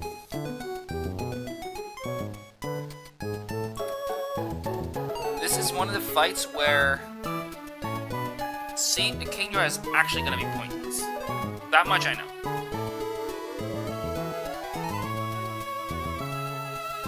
This is also a fight where Execute can be really useful due to Sleep Powder. Actually, because of that... No, but that is volatility that I don't want. Not at this point. But I can make it not volatile. I think.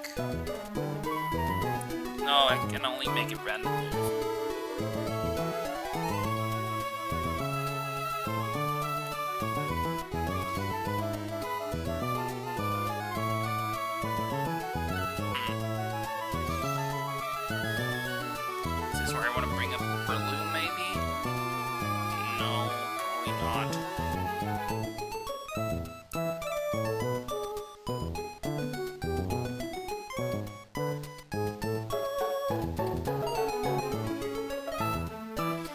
I do need to double check something because one of the easiest ways to make this fight manageable is Rhyhorn Bulldoze.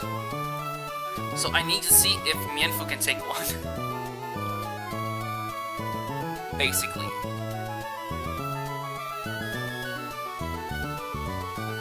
And I have the other calculator for that to kind of check. I've done my export. I'll import it here.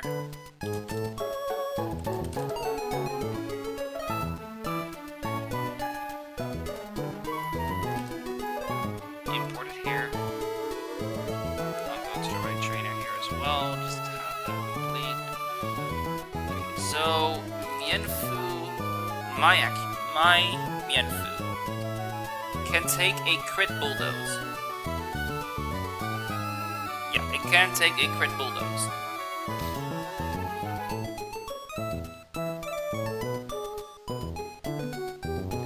And in doing so, I will always bait Dazzling Gleam.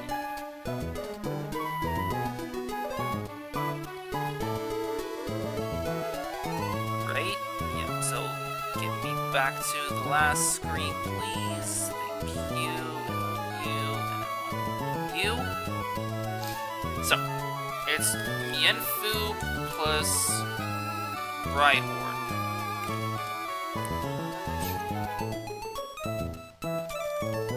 T1. Mienfoo fake outs. Dene. Rhyhorn Bulldoze. Even with Friend Guard, that deals a hefty amount of damage, and it means it does get its Citrus Berry activated, but it also makes him slower.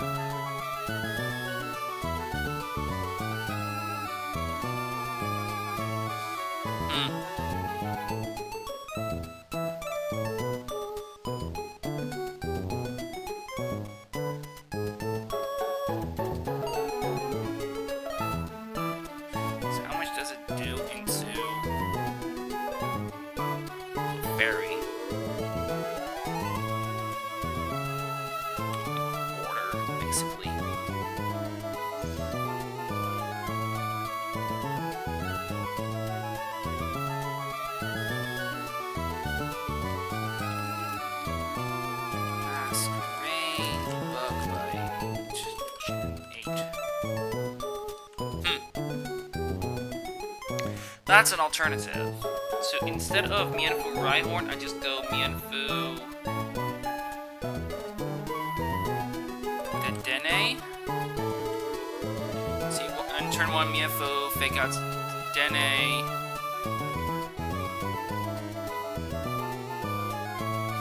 No, because I can't guarantee Bug Bite. Oh, okay, it's just Mienfoo Litleo. Litleo will be useful later as well. Mienfoo is definitely gonna be brought. That's not a question.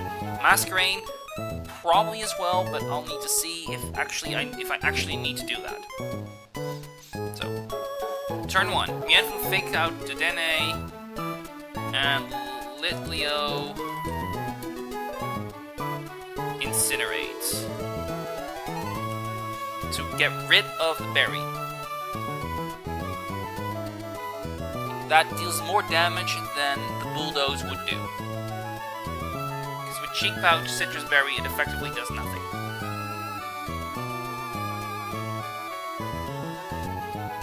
Even though Friend Guard, it's like not a lot of damage. I can pre-damage Mienfoo to guarantee it will click Dazzling Gleam from here. And Litleo, even with Helping Hand, does not take a lot of damage from Dazzling Gleam.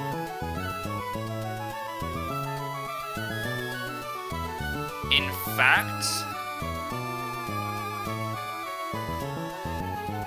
yeah, no, I was gonna say, in fact, it can start, like, setting up shenanigans, but that's not true. I don't want to do that.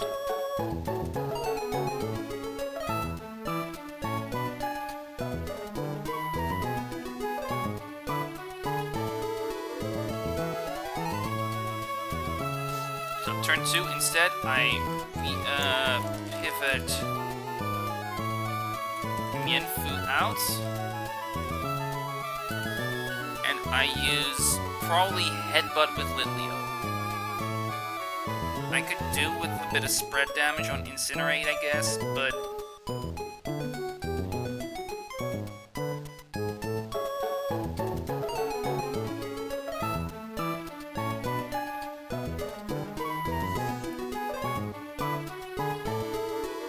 the thing is, really, you don't wanna...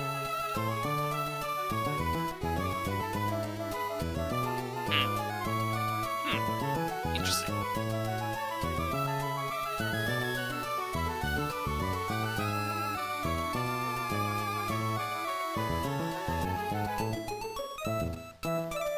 Okay, so turn 2, I pivot Mienfoo out. I probably want to pre-damage Mienfoo a lot, for the very, very simple reason that it... you also wanted to bait the Side Beam from Abra. But you'd also need to pivot it in, so... yeah, okay, how am I gonna do that?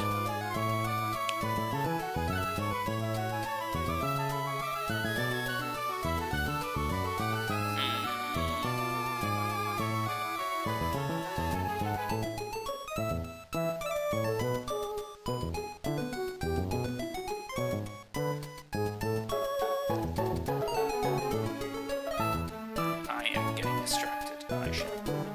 okay. Because... like, looking back, like, looking at the overall fight, like... Rhyhorn... Oko's Togi... Fletchinder outspeeds is outdamaged, though. In the same vein, Kingdra is too.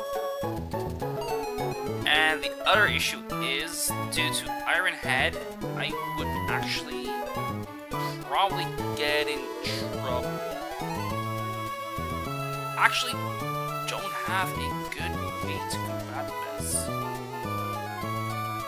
Breloom might actually be my best bet. And I'd need to level it up at that point then. That is fine.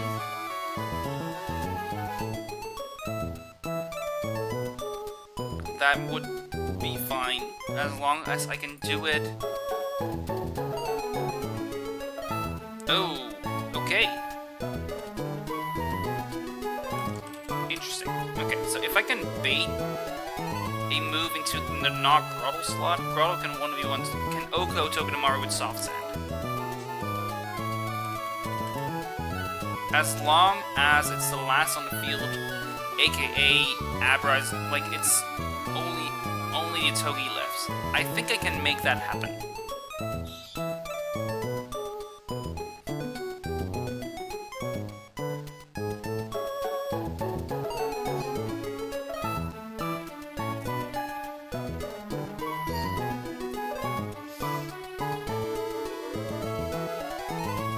Not through Friend Guard, though.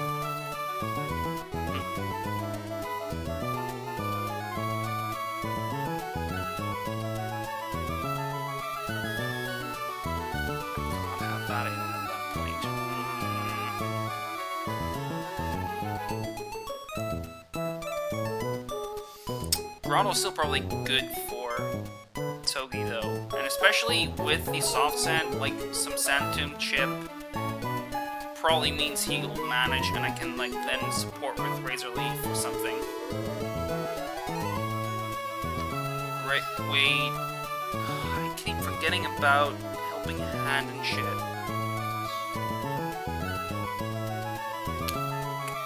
I'm gonna just go back, and I'm gonna go back this turn for turn. Turn 1, if I incinerate with Litleo and Mienfoo fakes out to Dene, I'd be in a pretty good spot. I fake out outspeeds to follow me, and the incinerate deals spread damage, so it's whatever. If I pre-damage Mienfoo a little bit, I guarantee that Dedenne is going for Dazzling. I could switch in Fletchinder on that.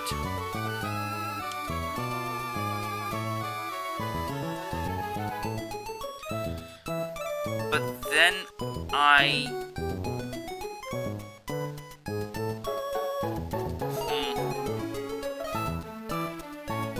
I'm gonna start baiting Electro Web, and I don't want to do that.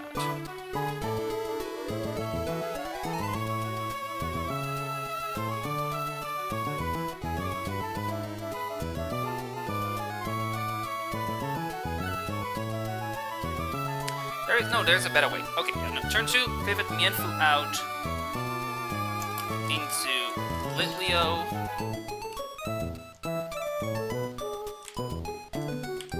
Not into Litleo, into Fletch. And Litleo incinerates again.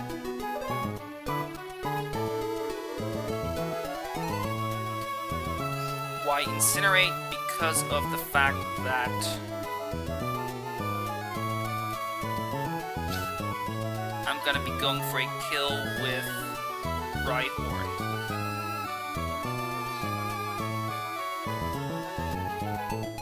At that point. Yeah. And I don't want Clefairy to die quite yet, and I can make that happen better with Incinerate, probably. 2 Incinerates and a Bulldoze won't kill. Yeah, won't kill.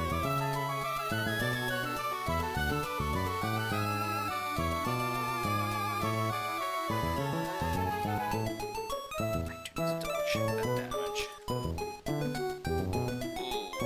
That is bad.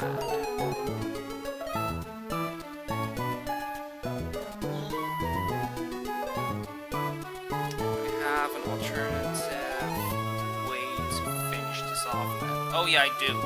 It's Grotto instead.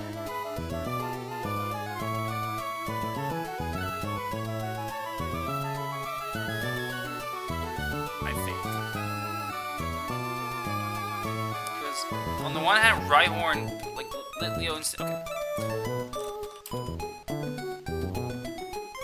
Pivot.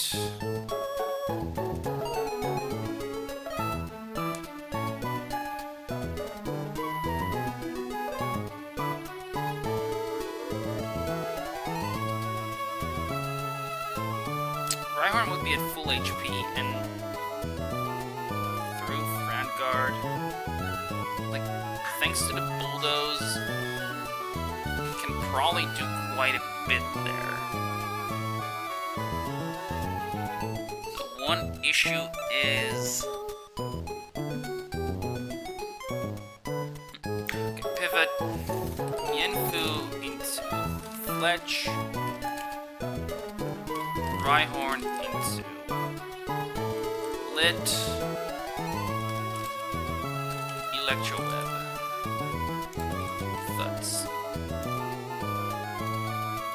Turn 4. Fake out Dedenne.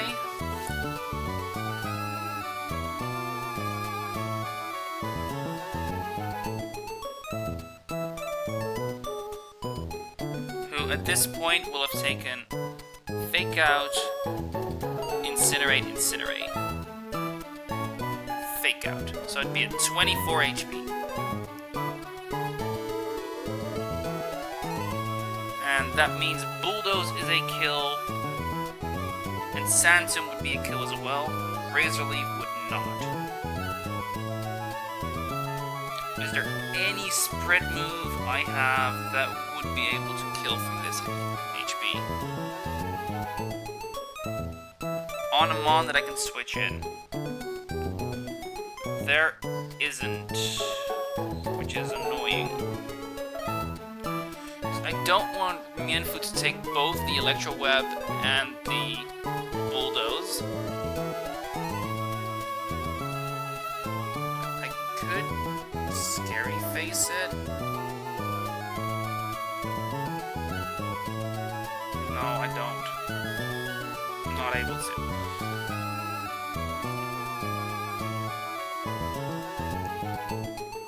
But I can't afford to headbutt and it'd be follow me into Clefairy.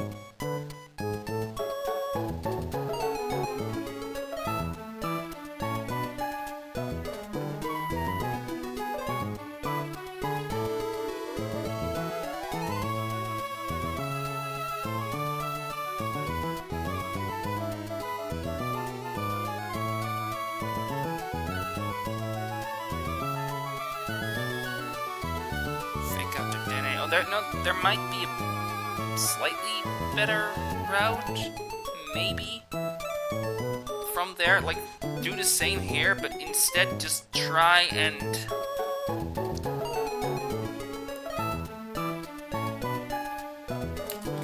Mienfu first, because that is how I want to do that. It needs to be at...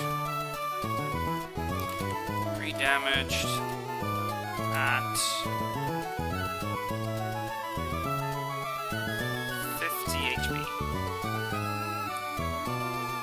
Because then I guaranteed bait dazzling me. Otherwise, I could get an Electro Web. An Electro Web into Mienfu deals 16 to 21. 25 to 31. E-Web thuds, Mienfu takes. Here, because here my position is Mienfu slot 1, Rhyhorn slot 2.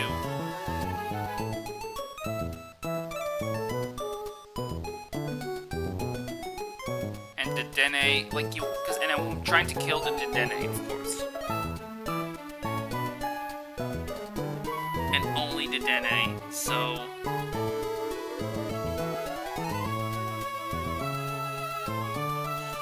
Rhyhorn would take like this sort of thing. Can't quite take that. Rhyhorn at this point, Dedenne would die and Abra would be baited in. And on the other slot, it would also be Abra baited in. Surprisingly, I'm considering maybe Mightyena. Surprising. Because it is a psychic immunity.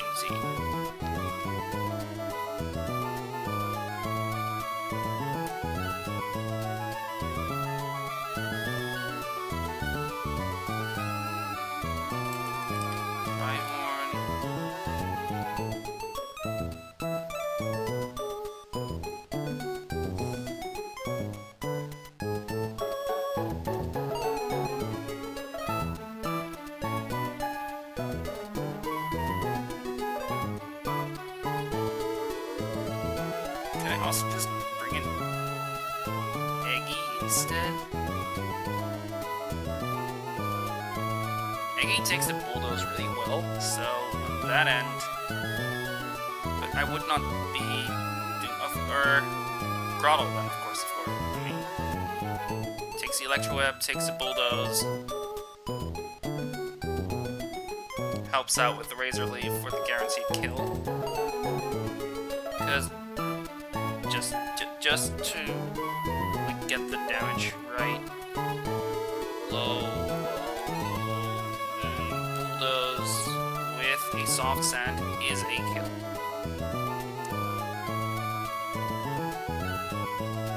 I can't soft sand Brawly then, but that's fine. And what will Clefairy have taken at that point? 2 on friend guard incinerates, and the soft sand bulldoze. There is a chance that it dies there. That is annoying.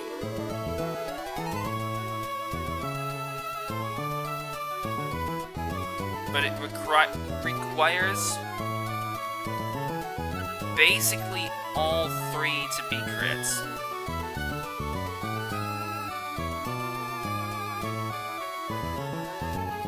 Right? I roll.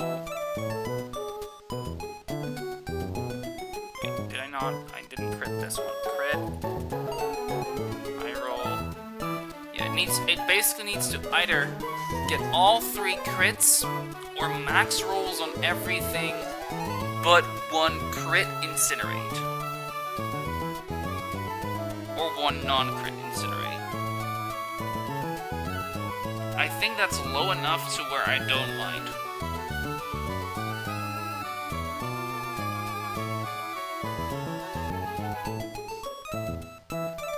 I would also take a Dazzling Gleam of Grottle though, and I don't want to do that. I can just switch in Fletchinder then.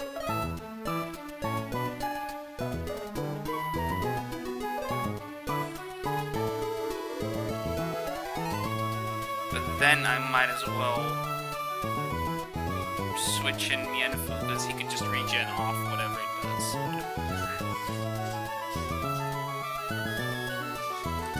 Switch to Fletch. Partially because Fletchinder, having taken 2 Dazzling Gleams, baits Zing Zap, and unless even in a case of a crit high roll, only a crit high roll would mean that the Dene Togedemaru sees a kill with Iron Head.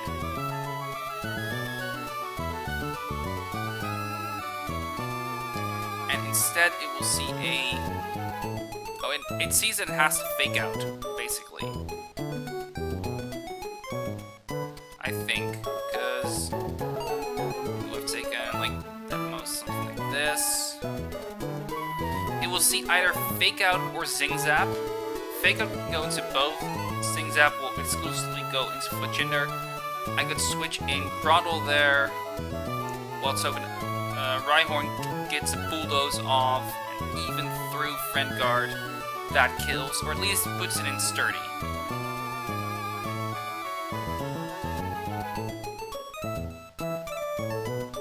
And at that point, oh no, wait, no, that's too volatile, because...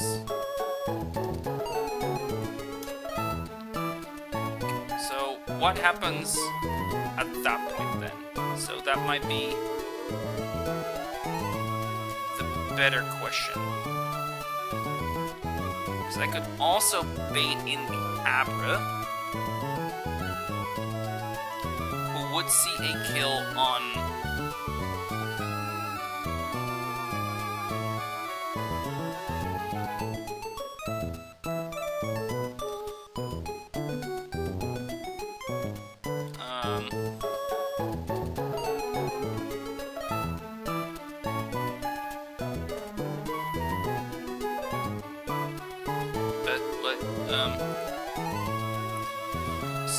so here,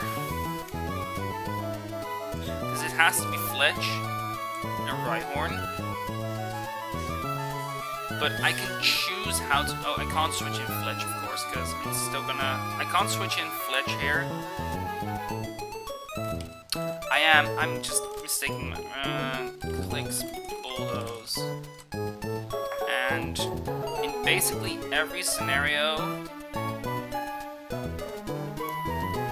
assuming a soft sand, if If not, it's a range, so it is holding a soft sand. Rhyhorn clicks Bulldoze to kill the Dene. And Clefairy should not die, basically. I can then bait in, because it's gonna Dazzling Gleam me. I could bait in Abra if I assume the Rhyhorn slot, and if it would be Fletchinder, it's the Dene. Of those, Abra is probably safer for me.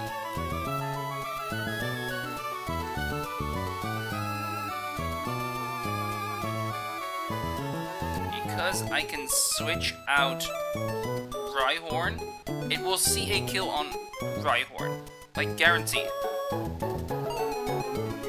Unless there's like a mineral of Dazzle.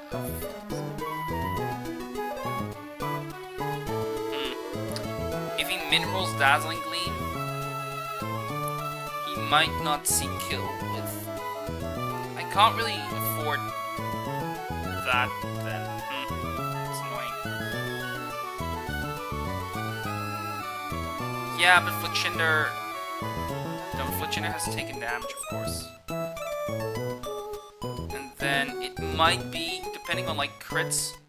If there's a crit, I wouldn't be dead to a side beam with Fletchinder as well. And that's a problem. Not to mention, I cannot dodge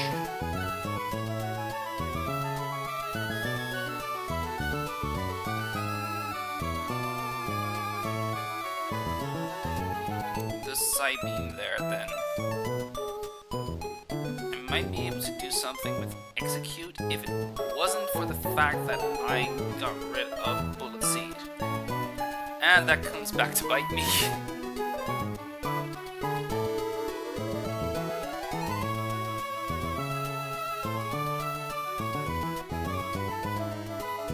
There is maybe an out with like Mienfoo fake outs into Throttle Razor Leaf or something.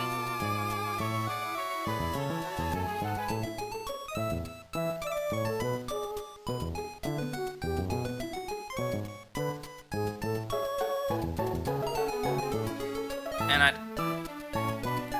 if I can have it be Dazzling Gleam and Mienfoo is at full HP, which should generally be the case, I think I can manage this. Switch in, and then Soft Sand Ryan clicks Bulldoze. Because then Clefairy is the only one left. Clefairy is left with low HP, and Abra is alongside it. That's then how that looks. In comes Abra on Rhyhorn. Rhyhorn in slot 1. Turn 5.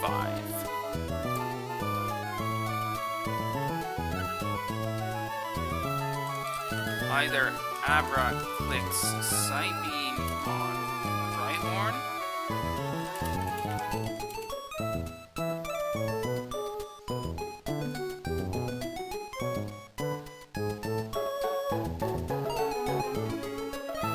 I can't guarantee that, actually, no.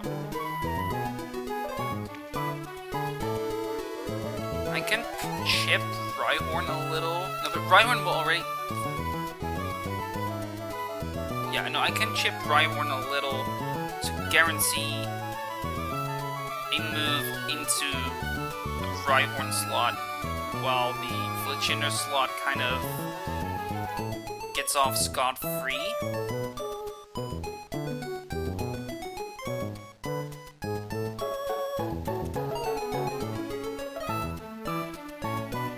After which, it will try and kill Fletchinder instead, and Throttle can kind of get rid of both Abra and Clefairy using Razor Leaf. But it would get low, and I don't know if that is something I can afford. It would mean Friend Guard is gone and Sand Tomb does kill. And I just need to finish it off, like, be safe at the end there. To that end...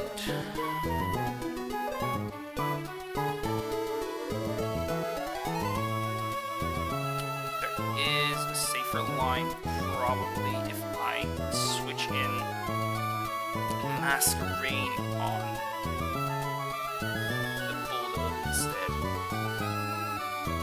Yeah, because then I effectively guarantee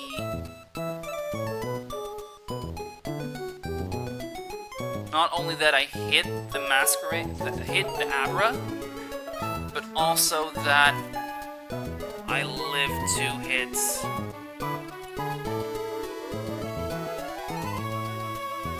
And I can probably get my pivots fine through, yeah, get my pivots through just fine. And in doing that, I can also force a Zing Zap from Togedemaru. Yeah, I think I got it. I think I got it then. Switch to Mask, and Soft-Send Rhyhorn clicks Bulldoze, and in comes Abra on Rhyhorn, which is slot 1. Then either Abra clicks Psybeam on Rhyhorn, or it clicks Dazzling, or it clicks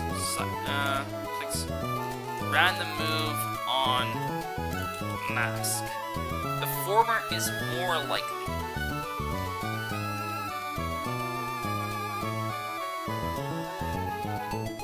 Mask, Struggle Bugs.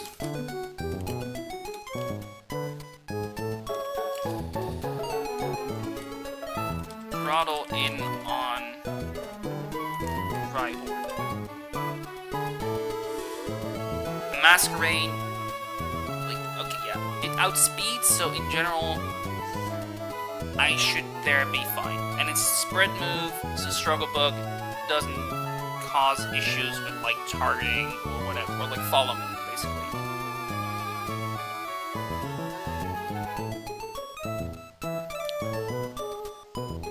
Fuck. There's one thing I really forgot, and that is that a Helping Hand boosted Dazzling Gleam cleanly OHKOs.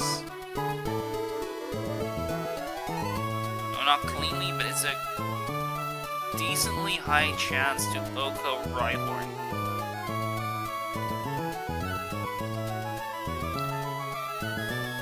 And I cannot afford that to happen.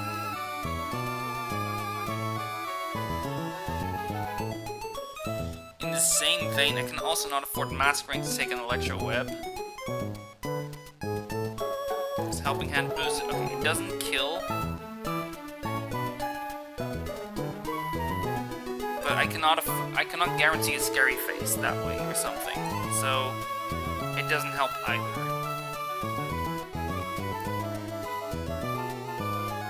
Jesus, this is really annoying. Okay.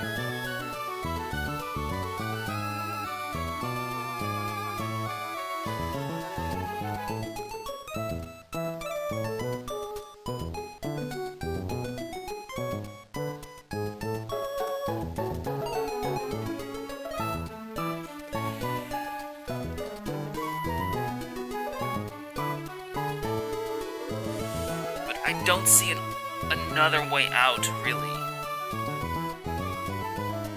The only other way out could be... Wait a second. I forgot something. Bulldoze is a spread move, so the damage on Mienfoo is not as high as I thought it would be. At most, it deals 62.5. So actually, Mienfoo can live anything but like crit, Helping Hand boosted Electro Web into Bulldoze. But if that were to happen, I can Diverge, probably. No, but I still do it the same way I was going to, probably.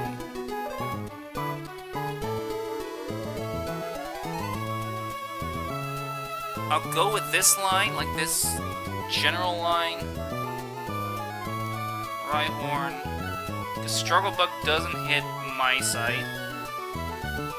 And then Togi can be 1v1'd by Grottle and Masquerain Bates moves, basically.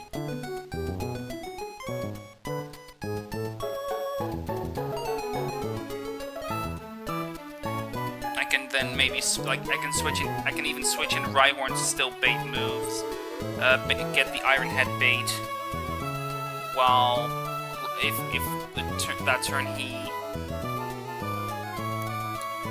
were to fake out the Grottle, and then I could always switch to like Fletchinder or Litleo. Depends a bit on how much HP I have left. I think I've got a general line, and I'm confident enough to where I think I should be able to do this. So I'm gonna do this one, and after that I'm gonna go ahead and grab some lunch. But first, let's get the team up in here.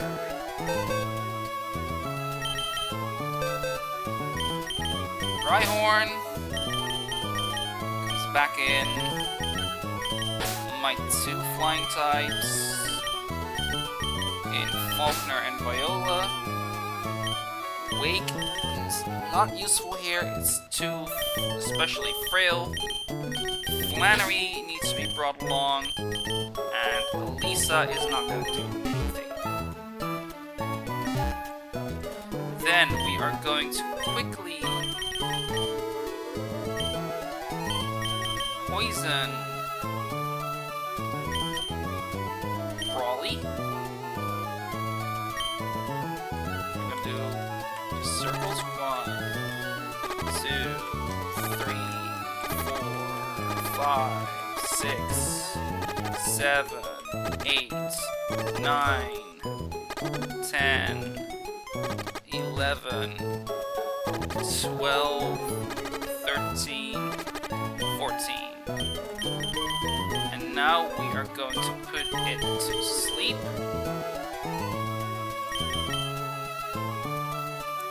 And the very simple reason for that is awakenings are cheaper than antidotes. There we go. That is Brawly pre-poisoned. I'm going to give it an Oranberry as a safety measure. I need to Endless Candy Flannery.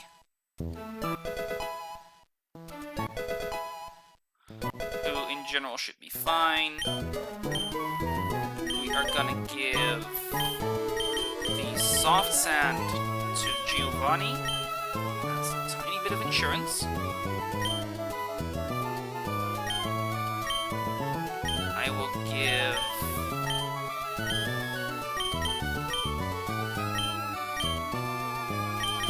Orans to everyone else. Nothing else should be needing anything other than Orans. There's no like damage boosting or whatever that can solve this problem easier.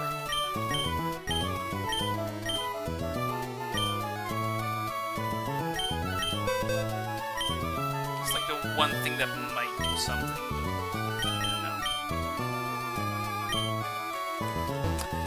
And away we go. Set the team in the right order. And right now it doesn't quite matter what order I have them in because I'll be switching both out and I can do that properly once I'm at the room.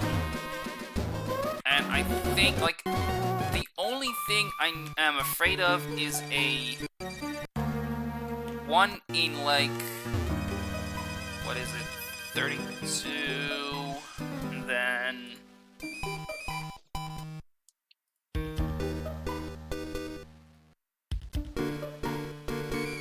times, what is it?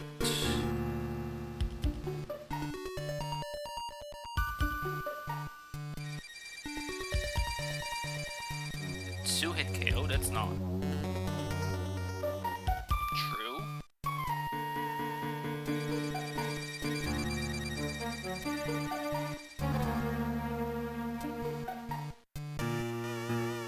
What? Okay, I'm gonna need to check the other damage calculator because it's acting wonky. Dedenne. The twins. Boom. Helping Hand.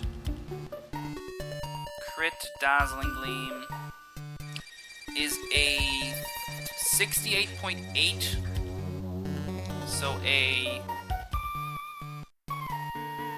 4, 5, 6, 7, 8, 9, 10, 11, and 16 times 1 and 2 times 1 and 16, basically, to cause trouble, and that's a 1 in 32.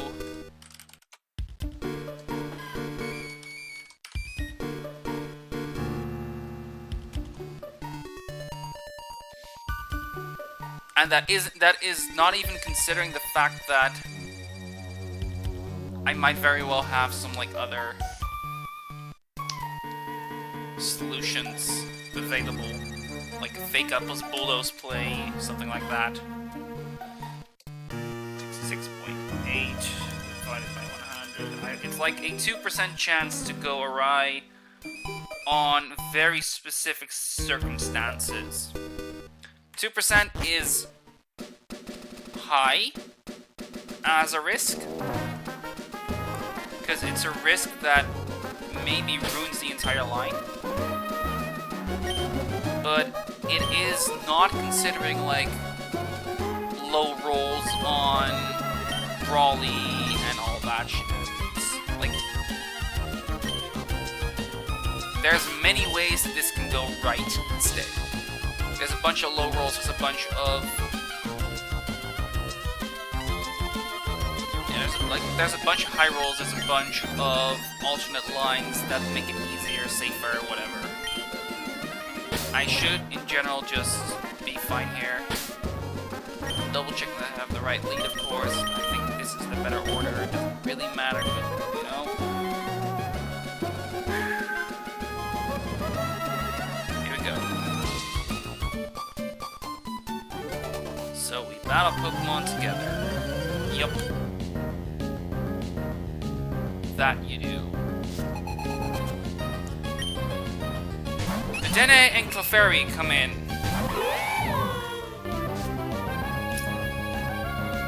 I will, first turn, fake out the Dedenne and incinerate both of them for the very simple reason that this makes sure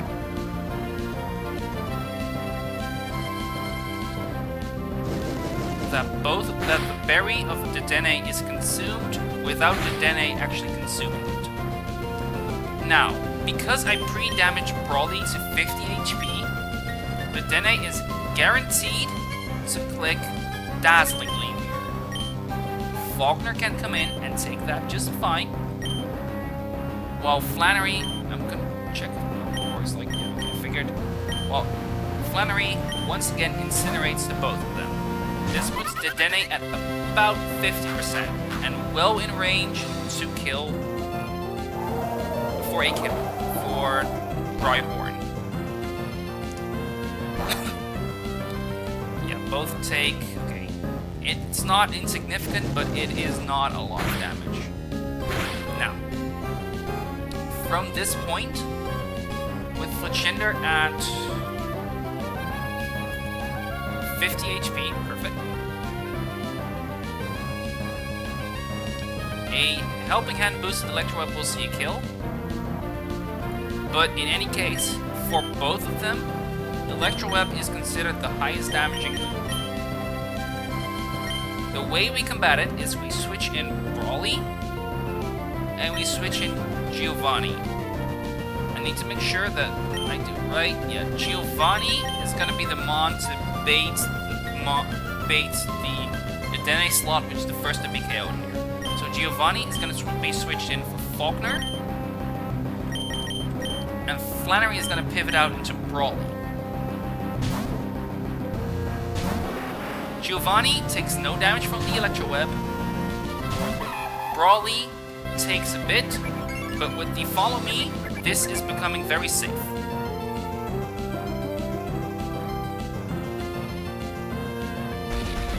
Brawly takes 46. It goes down to 46.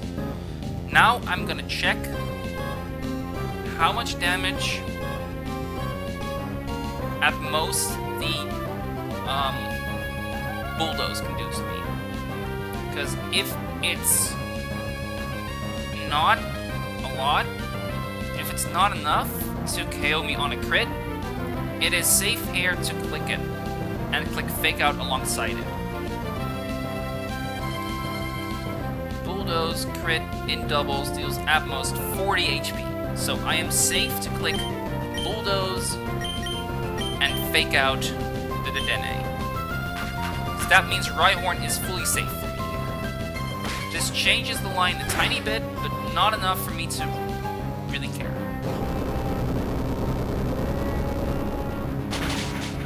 The Dene goes down. Sorry about that.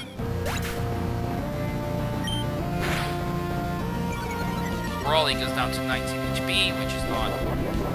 It's gonna go back to 29. I'm fine. And Clefairy is low. This baits in, assuming Giovanni's at full HP. This baits in Abra. And right now, Abra sees a kill on only Mienfoo.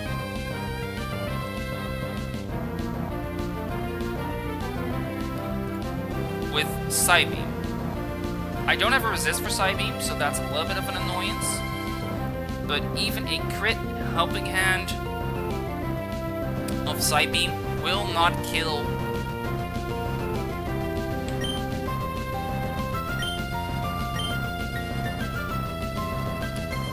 and like will not kill, especially Masquerade.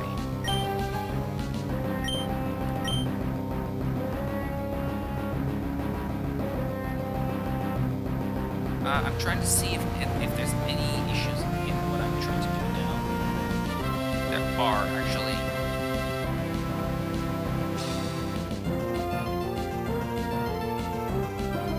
As a result, I will have to change my line slightly. And I do that by clicking...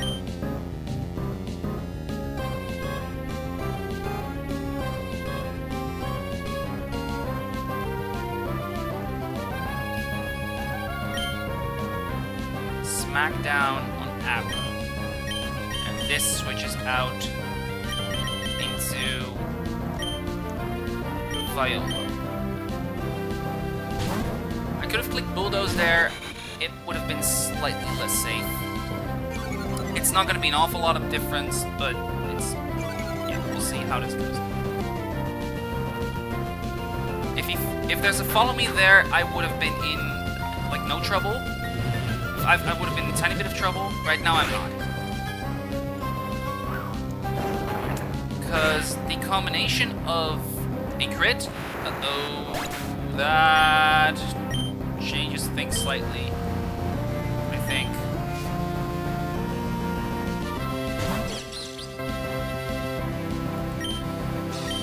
Uh-oh. Okay, that is an issue. Not a big one. I think I'll manage, because I can... Bulldoze here just fine, because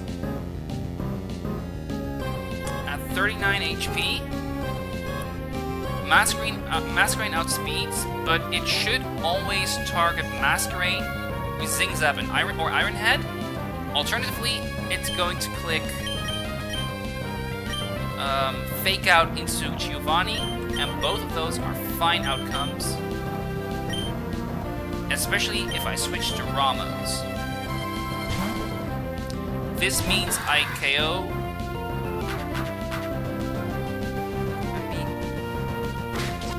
Okay, Fake Out. That's fine too. This is fine. Because right now, with Giovanni at 76 HP, it will not see a kill. With Brawly, it won't see one either. But it will, for both of them, click Iron Head. Which means Faulkner is a safe switch in from Giovanni. The reason I do that one is because there's higher damage on Giovanni. And in the same vein,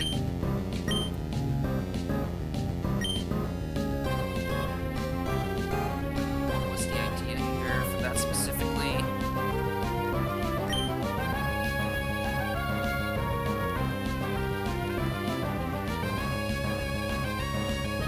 I want to double check that I do it right, of course.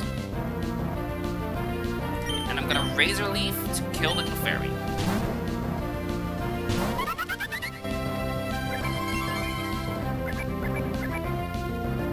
Dene should basically Iron Head on either. Okay, well, whatever. Now, Clefairy will die.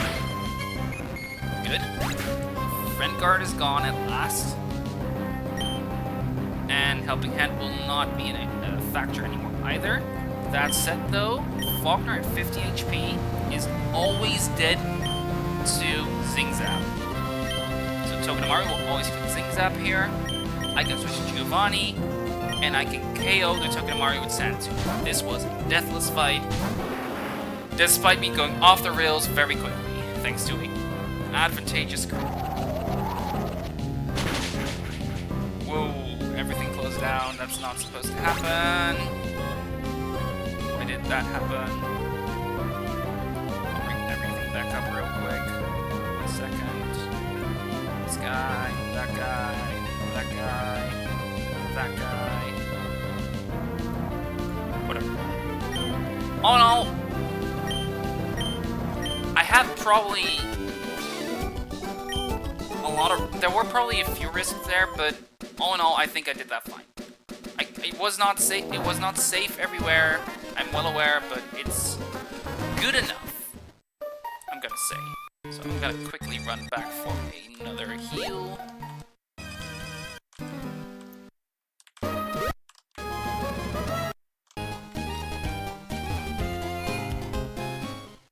Here it is.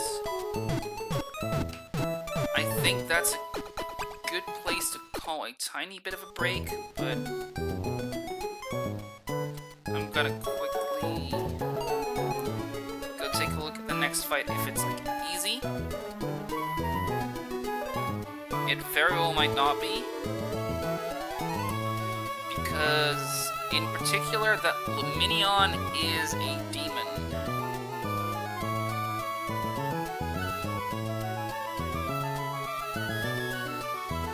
Yeah, that Luminion in particular is just a demon.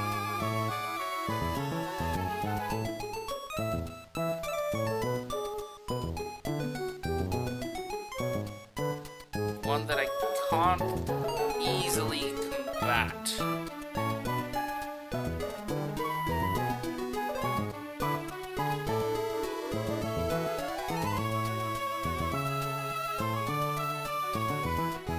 Yeah, I think this is where I'm gonna go ahead and take a little bit of a break.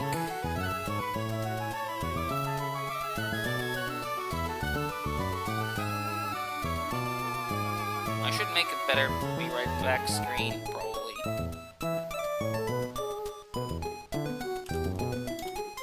I'm not gonna be doing that now, but, well, you know.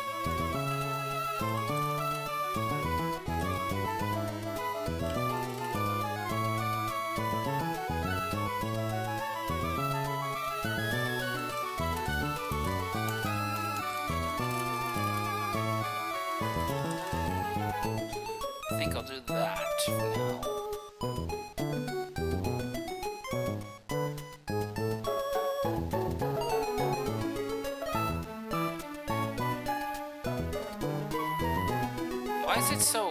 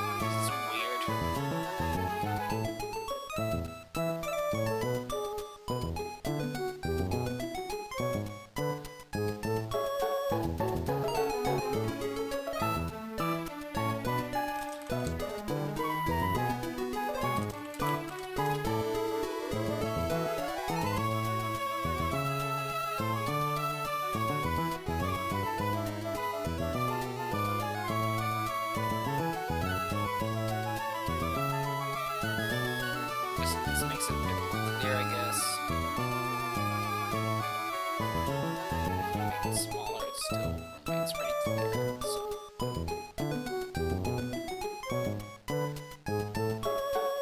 Fish should do. Anyway, I'll be back in a bit. Gonna grab a quick lunch, grab a quick drink, and I should be back within 15 minutes or so. Alright.